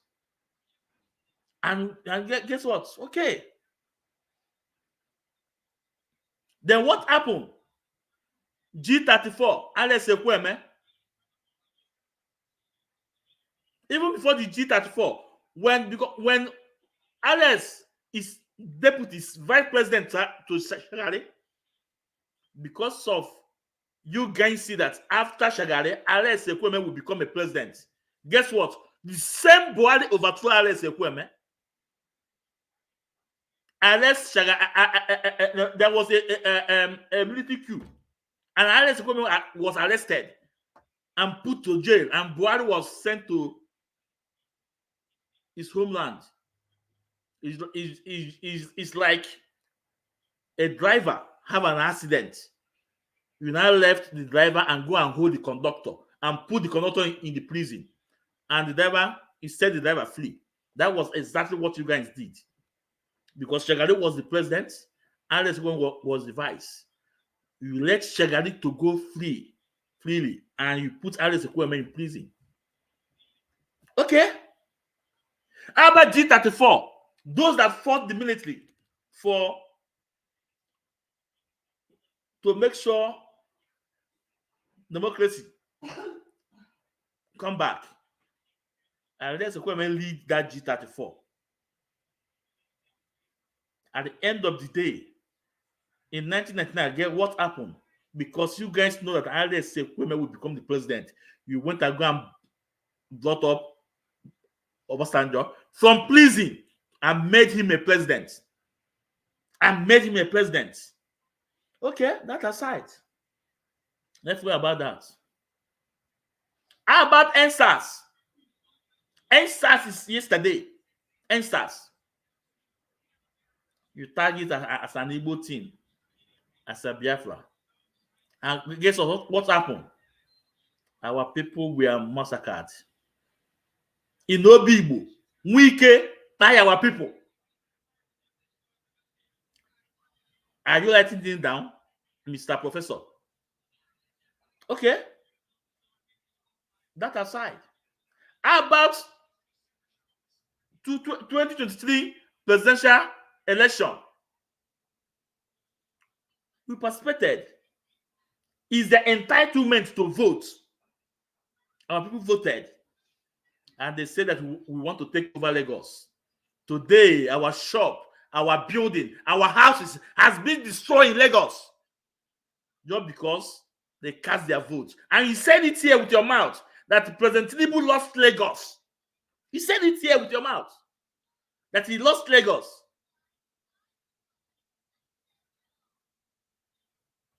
They are still whipping. They are still beating them because they cast their votes. Their stores were destroyed.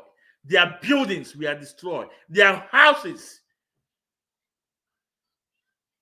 Can you see the reason why we are quiet? Mr. Professor, this is the reason why we are quiet. So, this protest, no Igbos, no Southeast will come out. You guys, oh yeah, take it. It's your birthright. Let's finish it. From the north, from the people of the north, in spite of all the sufferings they're going through, it's more lethal than people coming out. We are going into the month of Ramadan. People are going to pray. We urge the president, buy food and flood the market and feed the people before things get too late. The whole country is suffering. There is hunger in the land. We hope you listen. Don't listen to your advisors. Bring a lot of money to feed. Don't wait on the governors. Because you gave them 72 billion, 22 billion each, 72 billion to feed people, 36 states. At the same breath, you gave members of the National Assembly 75 billion to buy cars. That shows your priorities. Your priorities is to make the National Assembly more malleable than the nation. There is trouble in the land, there is hunger in the land. It's our right and responsibility to speak for those that cannot speak, and for the president to sit up and our leaders to sit up. There is trouble ahead. Our traditional rulers have lifted their burden and put it on you. It's time for you to listen. And thank you all very much. Thank you so much, Professor Usman. We appreciate your time. And so, my people, you can see the professor crying that there's hunger in the land. These people is hungry. But they are the same people, they say they have food.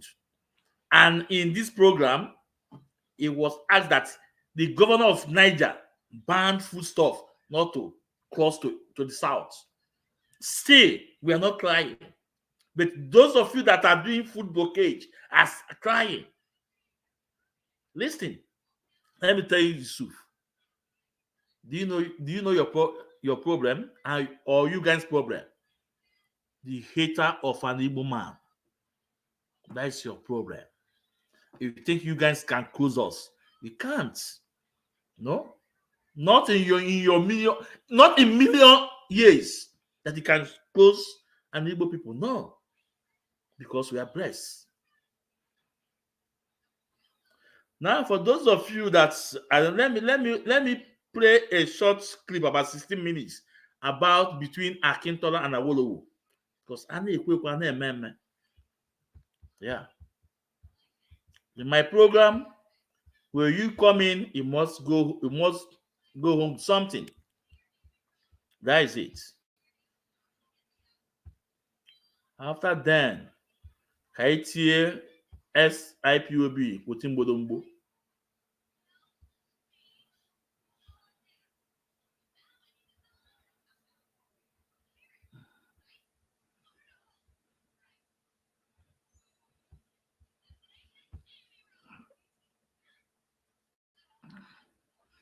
General Kaduna Nzelgu and his colleagues struck on the morning of January 15, 1966, to end Nigeria's First Republic. One of their grievances was the political unrest in the western region of Nigeria. There were riots, looting, arson, and murder. Political opponents were burned alive. The event came to be known as Operation Wetie, and the western region was nicknamed Wild Wild West.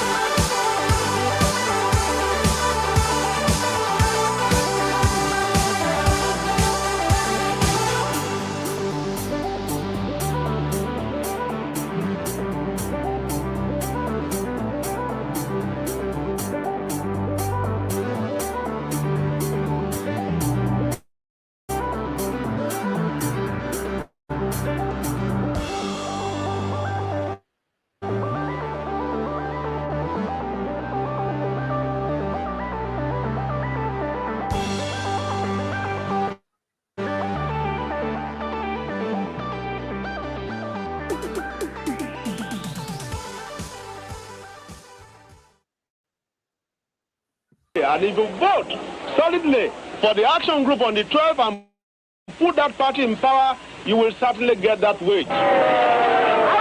In 1959, federal elections put Chief Obafemi Awolowo of the Action Group Party as the leader of the opposition in the federal parliament, while his deputy, Chief Samuel Akintola, became the premier and leader of the government of Western Region.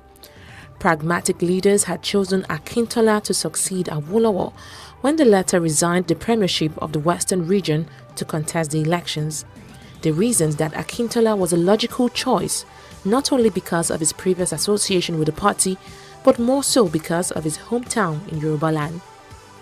The Action Group Party had never won the Ibadan constituency and other constituencies around Ibadan. There have always been intra-ethnic rivalries between Oyo and Ibadan on one hand and Ijebu on the other hand.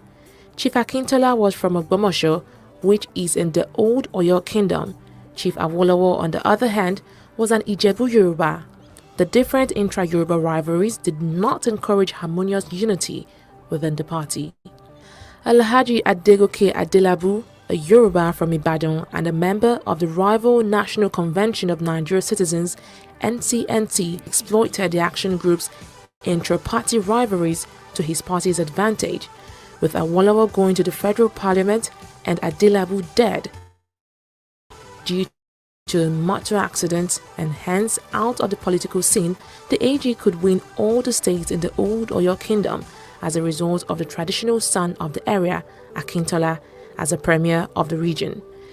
This strengthened the party's power in the Western region, and fortunately, it gained the Ibadan area, which was a previous stronghold of the NCNC when Adelabu was alive.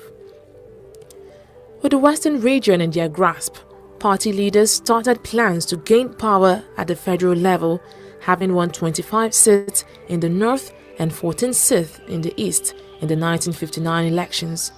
But the party could not form the federal government through vote based on the conditions of the country, as the northern region alone was 2.5 times the size of the other regions, that is the western and eastern region put together. So they suggested that the only way to grab power at the federal level was to form a national government which would comprise all the ruling parties in the different regions. The implication was that the Action Group Party would refrain from any serious political activities in the other regions where it had established a small but viable political base. Akintola was in strong favor of forming a national government which would include all the ruling political parties and advocated an approach to the NPC, that is Northern People's Congress, but Awolowo and other party members opposed to it. Instead, they suggested that the party should make advances to the southern NCNC and not the NPC. Their hope was that the AG and the NCNC could team up to contest the next federal elections and would break northern Nigeria and the east into more regions. From these two different suggestions rose opposed factions within the Action Group Party, one under Akintola and the other under Awolowo. The conflict continued discreetly within the party until February 1962, after the party's annual convention at Jos, when Akintola, Ayo Rosiji, that is the party's secretary, and some Western regional ministers walked out of the convention because of disagreement on several matters. As disciplinary measures, the party relieved Rosiji as secretary and replaced him with Samuel Ikoku, leader of the opposition in the Eastern House of Assembly. More importantly, the post of the party's deputy leader, which Akintola held, was abolished. The executive committee of the party also found Akintola guilty on 24 charges, to which he pleaded guilty and asked for forgiveness. The party held firm and decided that Akintola should be removed from his position of deputy leader and Western Regional Premier. The former was done by the party and the latter was to be executed by the governor of the Western Region, Oba Adesoji Aderemi. Akintola accepted the first punishment but rejected the second and maintained that he had not been given the chance to test his popularity on the floor of the Western House of Assembly. A majority of the members signed a petition withdrawing their support from Akintola and presented it to the regional governor. More importantly, they asked the governor to use the powers conferred on him under Section 33, subsection 10 of the region's constitution to remove Akintola from office, to which the governor complied. The relevant section of the constitution states that, quote, "The governor shall not remove the premier from office unless it appears to him that the premier no longer commands the support of a majority of the House of Assembly," end of quote. As expected, Akintola challenged his deposition in a lawsuit at the High Court of Western Nigeria, who then transferred it to the Federal Supreme Court in Lagos to rule on the constitutionality of the dismissal. Meanwhile, the Action Group Party chose a new premier in Alhaji Dauda Adigbenro, whom the governor appointed. The new premier was to seek a vote of no confidence in the Western House of Assembly on May 24, 1962, when Akintola's faction chose to disrupt the proceedings, and because of the ensuing fracas, had the federal government dissolved the House.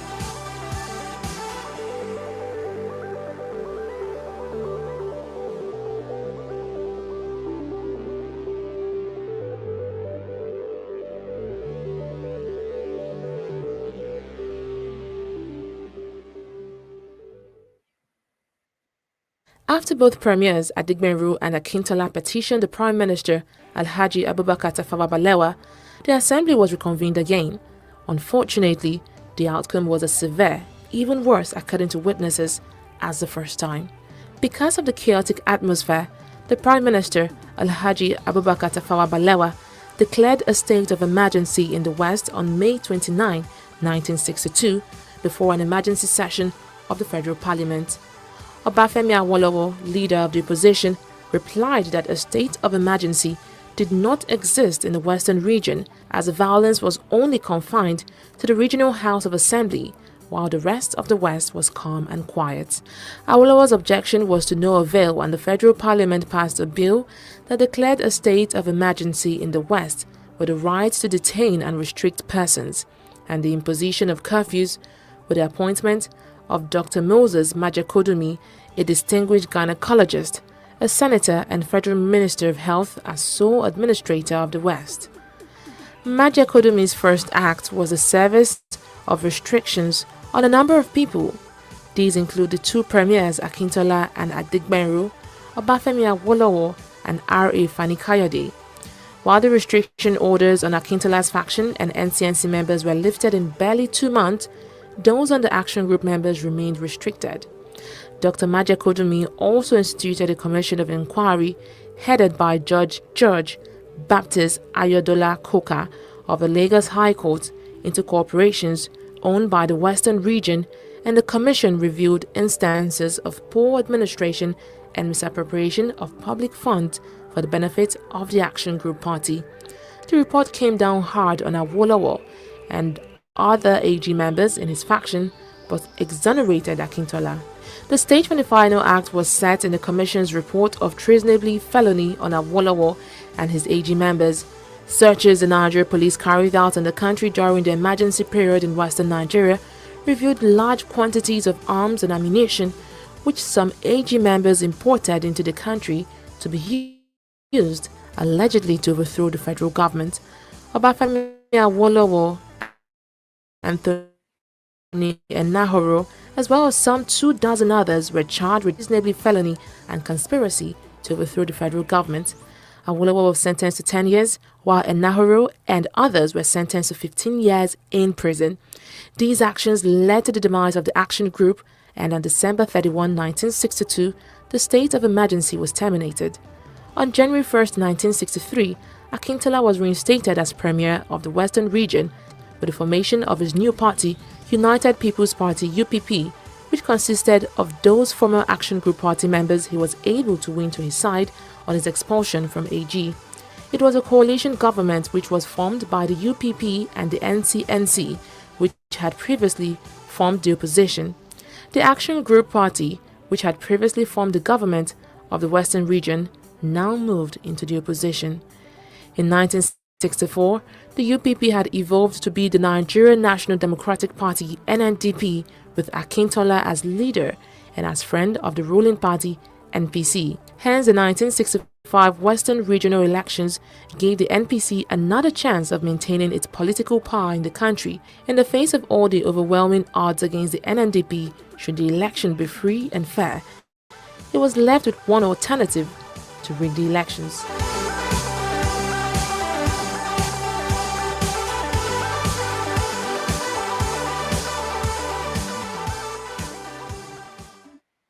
Whether or not the NNDP was following precedents established by previous political parties, the massive rigging of the Western regional elections of October 11, 1965 was dumbfounding.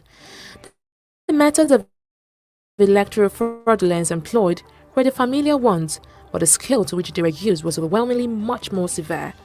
The Electoral Commission, led by Eyoita Eswa, publicly admitted that electoral officers were kidnapped and therefore could not carry out their duties, while some refused to accept nomination papers of certain candidates and others failed to report for duty. Many candidates who had obtained validity papers were elected unopposed. As a result of the grave irregularities, the NNDP won the elections, 16 of its candidates having been returned unopposed at the close of nominations. It was publicly charged that the NNDP victory was due to fraud. The political atmosphere in the Western region looked bleak and dismal, and the after effects of the elections were even more severe and devastating. Defeated political candidates had in the past run to the court to challenge irregularities at the elections. This time, they did not go to court. Instead, the people took law into their hands. Riots, looting, arson and murder were the rule of the day. Party thugs poured gasoline on opponents and set them on fire, a situation then known as Operation Wet Year. Properties, bags of cocoa, and other produce of opponents awaiting shipment were also set ablaze. Without a doubt, the destruction of properties was not as horrifying as setting human beings on fire. By November 1, 1965, a riot at Ekiti resulted in the death of 15 people, while a fresh riot 4 days later caused the loss of 20 lives. 16 people were killed in Ijebu-Ode and Ondo areas on November 7, 1965. Houses and vehicles were set on fire, and to travel within the western region and from other regions into the west was a menace because of thugs and gangsters who took laws into their hands, while the police failed to maintain law and order. There was tension and wanton destruction of human life and property. Nigerians looked to the federal government to step in and arrest the situation in the region, but all pleas were to no avail. Meanwhile, the riots and killings continued, and each day brought a new toll of rioting, arson, looting, and murder. The crisis over the struggle for political power during the Western regional elections of October 11, 1965 was the last straw that broke the camel's back, which really convinced the January boys of their military coup. The coup led to a counter-coup, which eventually degenerated into the Nigeria-Biafra Civil War, which lasted for 30 months from July 6, 1967 to January 15, 1970.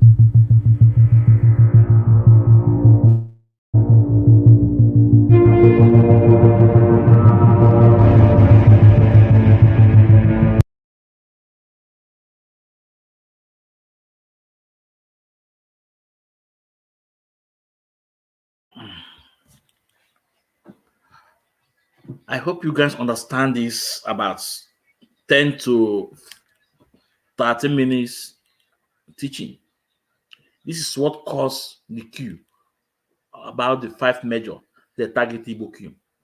You can see from the analysis, the problem is between Akintola and Awolowo, the West and the Middle Belt. A lot of discussion, a lot of pie. Even at the point there was state of emergency, I didn't solve the problem. And Igbo participated to make sure everything was okay. And they target Igbo queue.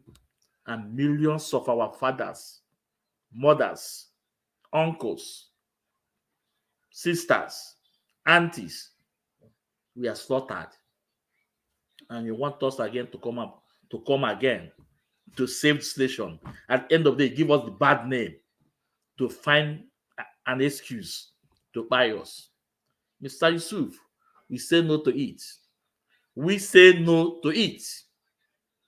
Now, let's bring the disappointment, the humiliation they give to former head of state, Yakubu Gowon. That Yakubu Gowon, Chineke yakpoda man ọkụ. Yakubu Gowon. Chineke yakpoga ọkụ. Chineke yakpoga ọkụ. God keep you alive for you to see. For you to see what you did. Now, it's telling on your people. Now it's on you now. Look at the kind of humiliation they did to you and take you out from the air. They take you out from the air just because you refuse to speak that Hausa. They say you must say it in Hausa language, not in English. And you said for 8 years now, you are not be speaking Hausa. Guess what? They take you out from the air. Former head of state, Yakubu Gowon. He was used to cause this problem. He was used to buy millions of us. Today, his people is paying the price. And now, they have extended it to him. They humiliate him. Just because Q. He still pronounced the Q on the program. I want you to sit down and watch this, the kind of insults they gave to him. Chineke yataga afu.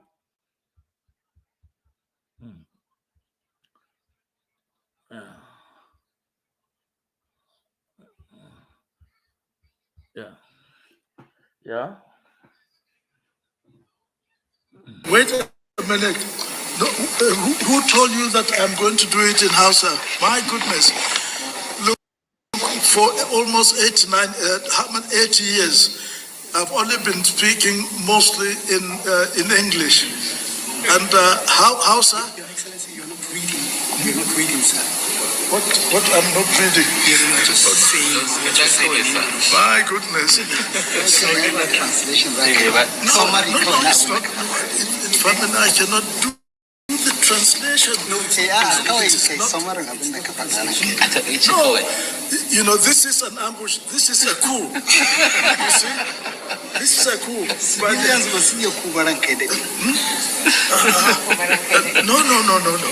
No, my goodness.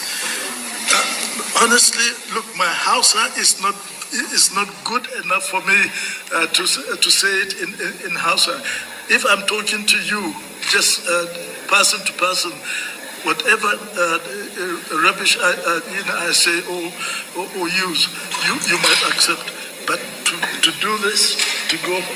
Amma to menene sakonka ga shugabannin kawai sakon za ka gaya mana menene sakonka kawai da Hausa kawai sakonka. Look, you people, I know you are very clever. You use whatever language it is to try to get one to speak. Look, I thought we said that is no. Second, okay, please. Now you can translate it. Now, I want you. Look, Alima.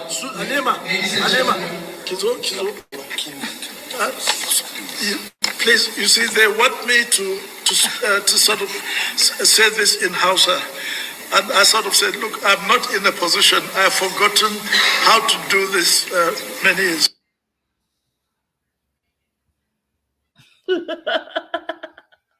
Hey. So my people, I will play it again, but I just want you to just flow it. This is an international news in ECOWAS. You can see much news line. They are there. You can see their microphone. And they say that you must speak it in Hausa language. And what did that tell you guys? They want to, when we tell you guys they want to do what? Islamize Nigeria. You guys think we are lying.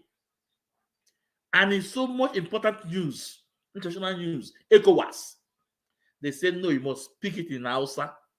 You must speak it in Hausa. And he said for 8 years that he's not speaking out. So he said, you must. This is the man they use. Chineke yakpo oku. Yakubu go on. This humiliation is later. More is coming to you. More is coming. At a point, he was calling the girl. Halima, they want me to speak it in Hausa. And I said, no, I can't. No.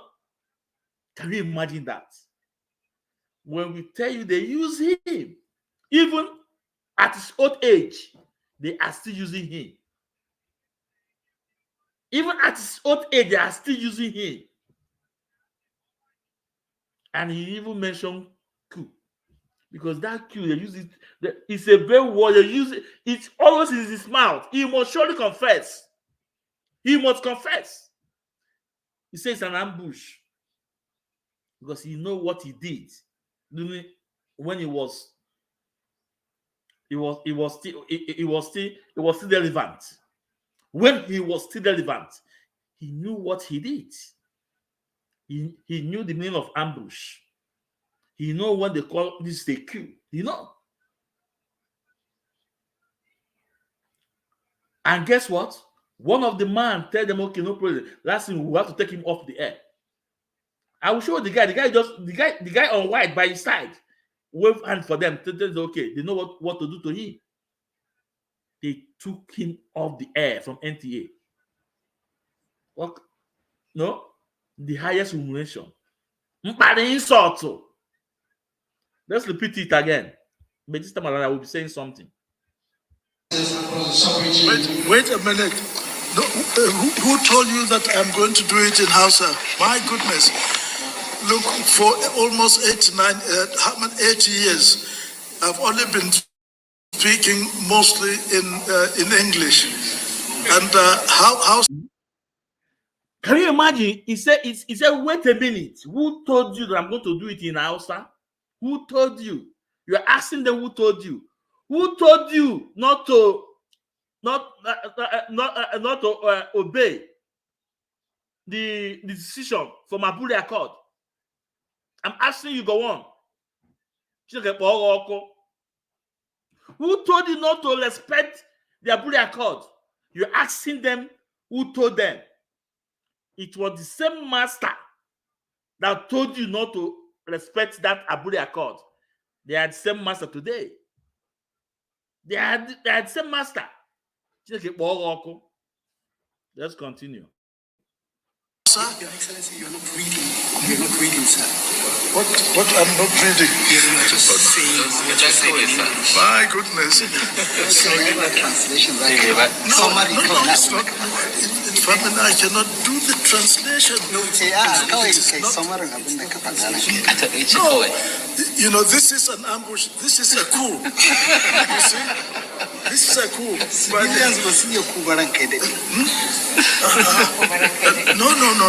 No, my goodness. Honestly, look, my Hausa is not good enough for me to say it in Hausa. If I'm talking to you, just person to person, whatever rubbish I... Why is it not good now? May destroy you like go on. Why is it not good now? When you are whining with them, when you sold your people to them that you guys are all Hausa, now you don't want to speak the Hausa again. You want to speak English. Now you want to let the world know that you have your own language, that you are not Hausa. You are in, and you are in for a very long ride, Mr. Yakubu. Go on. And look at the man besides the ECOWAS flag. Is the guy that tell them, okay, they will take him off from air. You will see when he wave his hand, they will take him off from air. This is a press conference. A general, look at what they did to a general. Because he do what? He have sown his hand in pool of blood.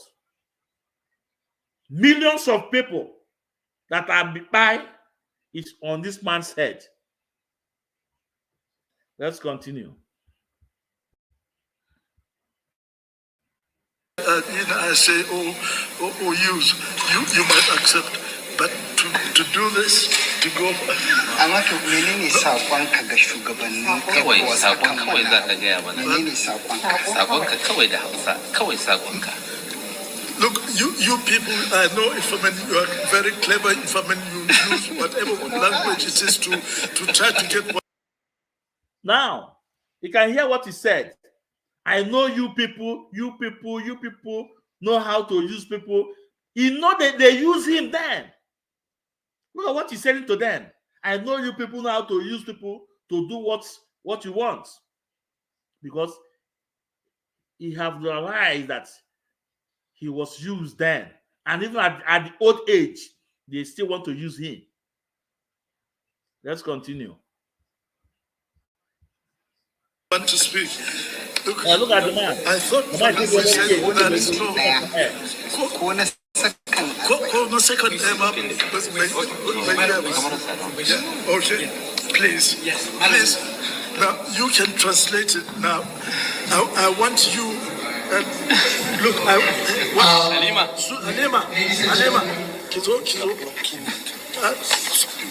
Please, you see, they want me to sort of say this in Hausa. And I sort of said, look, I'm not in a position. I've forgotten how to do this many years. They take him off. After the man gave the sign, no one, he was calling Anima. They want me to say this in Hausa. Listen, you are still their tools. Even at your old age, they will still use you. Yakubu go on. It can never run away from them. Because you allow them to use you to buy millions of people. Now you want to run away from them. It's impossible. That Hausa, ego speaker. Ego speaker. When you abandon your own language and you say others, foreigners are better. That's why Mazi can say that when Biafra come, your own constitution you should be written in your own language. That's what Mazi said. Mazi said, when Biafra come and Ijo will be written their constitution in Ijo language. Shekiri will be written their own in Shekiri language. Whatever tribe you will be, your constitution will be written in your own language. Look at what they did to him. They molested him, insulted him, take him off the air. One banshee, and they use.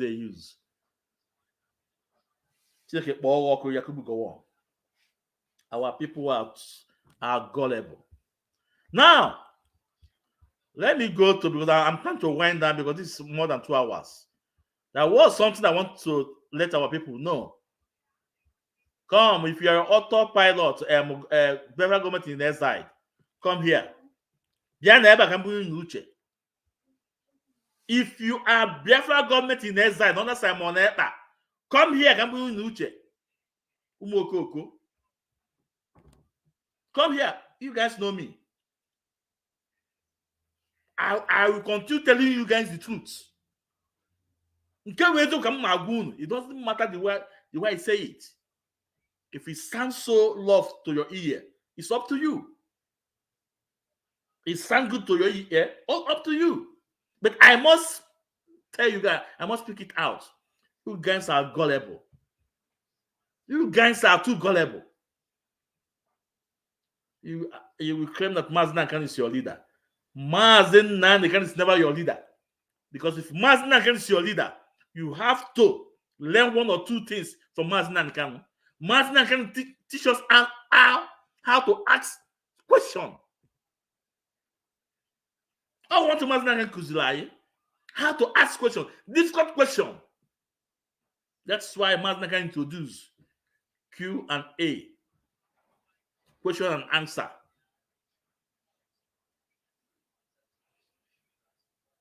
Someone will just go like something, post on his X handle. Then it was Twitter. You cannot verify what that person said. It cannot verify the news. You bully about also. On the money, you know. This is how he get you people so cheap. So cheap. So cheap. Propaganda. He was good at propaganda. Lies. Simon Ekpa. Let me use 10 minutes to address this is shenanigans. You guys know. Go to Simon Ekpa tweets. You guys will see this. I'm coming. I think I have to pull it.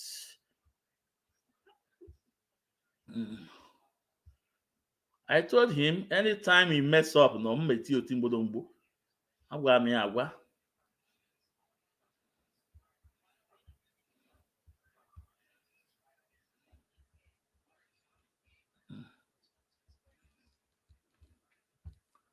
Hold on, let me put it there. Let me pull it up.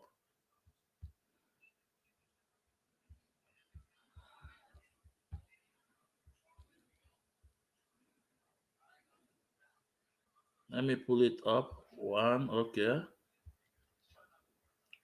Lies and propaganda can never lead you to anywhere. It can't lead you to anywhere. It really exposes who you are. You know? Now, my people, listen. Come, look at this. Look at this. What he tweeted.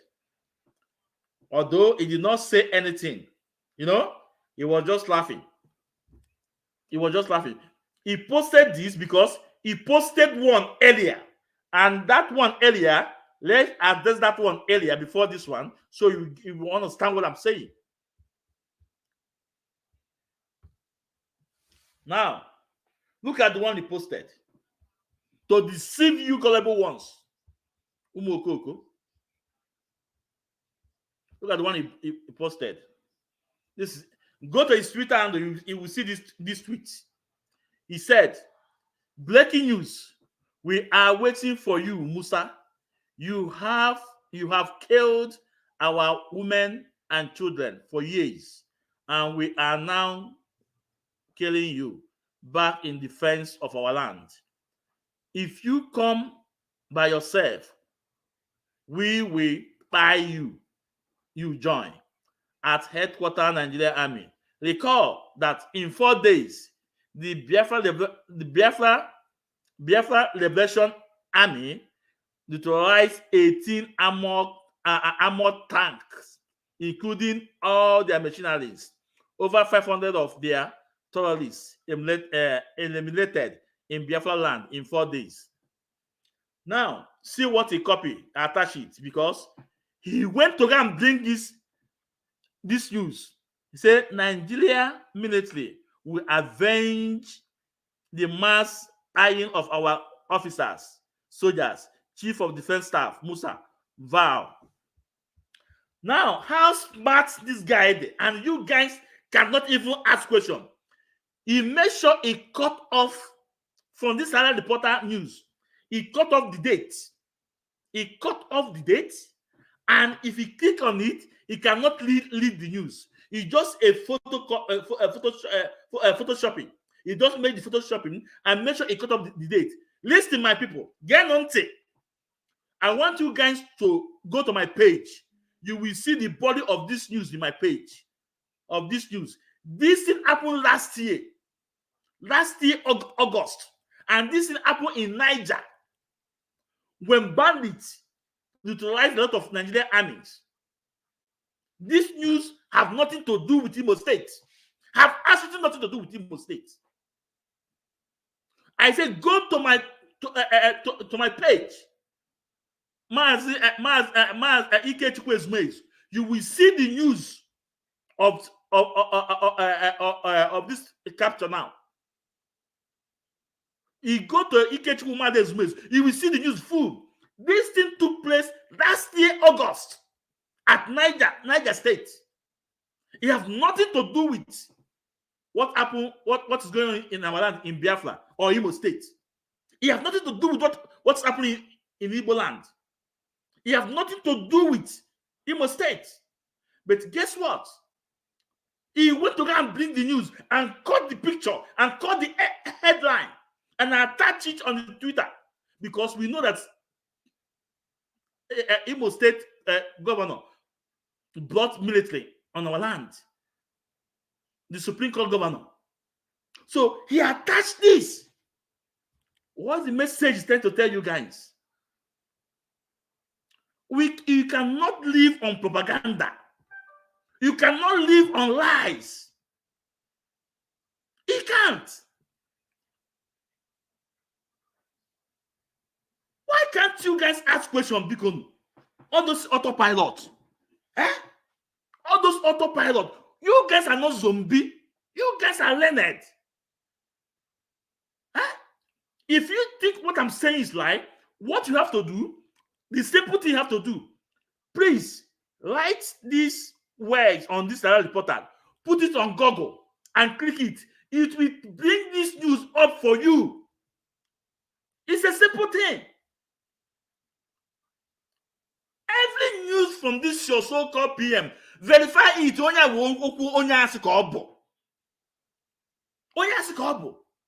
And that's what I hate in my life. You cannot use propaganda to achieve, Mazi can say it, lies and deceit. You cannot emulate somebody and become great on it. This news was last year. It has nothing to do with Imo State. It has nothing to do with what's happening in our land.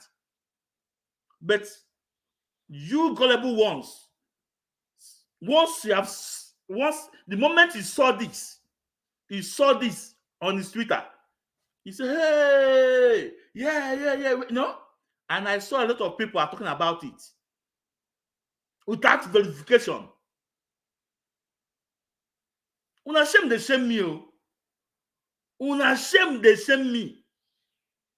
Okay, after this, he went to go and bring this one again.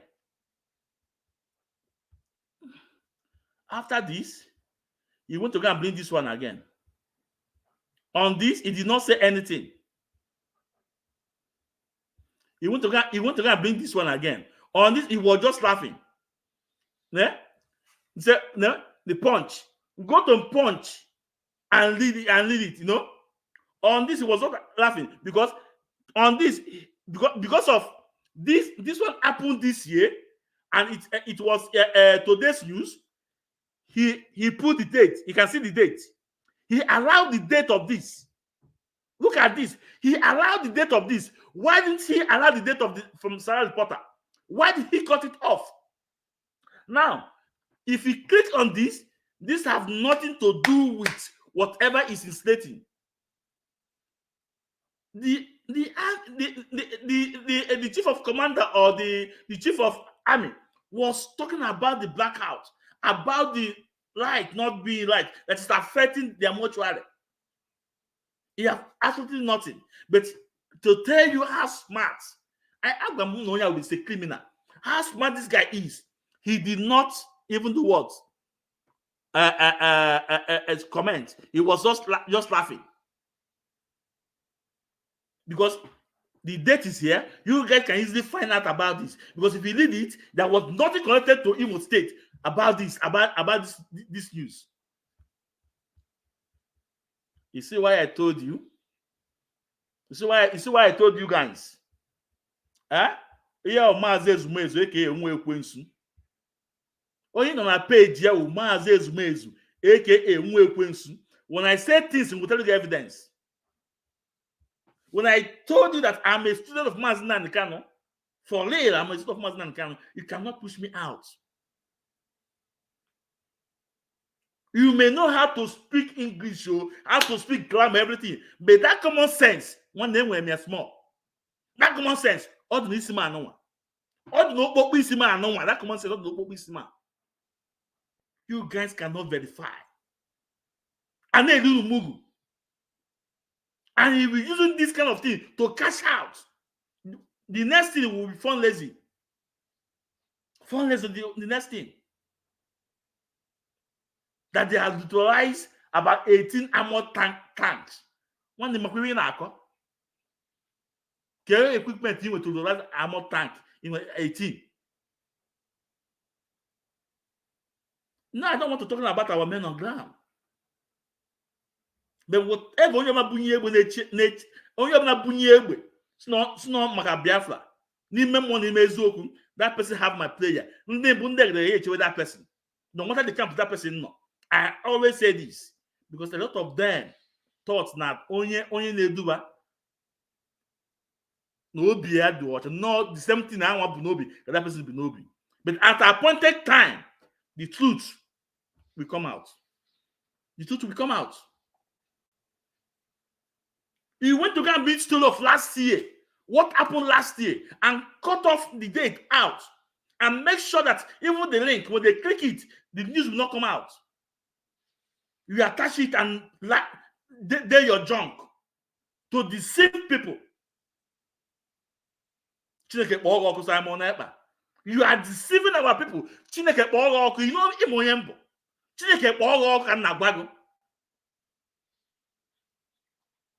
and if you are too emotional to be here, if you're insulting my whatever, it does no sense to my block one hand. That's me. If you normally if me, I believe that anybody can get out Biafra. Anybody, that's the same thing Mazina can believe. Mazina can say that if your own idea is better than his own, he will join your own idea. That's what Mazina can said. If your own idea is better, he will join your idea. And that's where I stand too. But I never see what this guy is doing. It's better than what Mazina is doing. Nothing. If Simon know how to hijack what's happening today in Nigeria, he can hijack it. But he cannot hijack it. You know?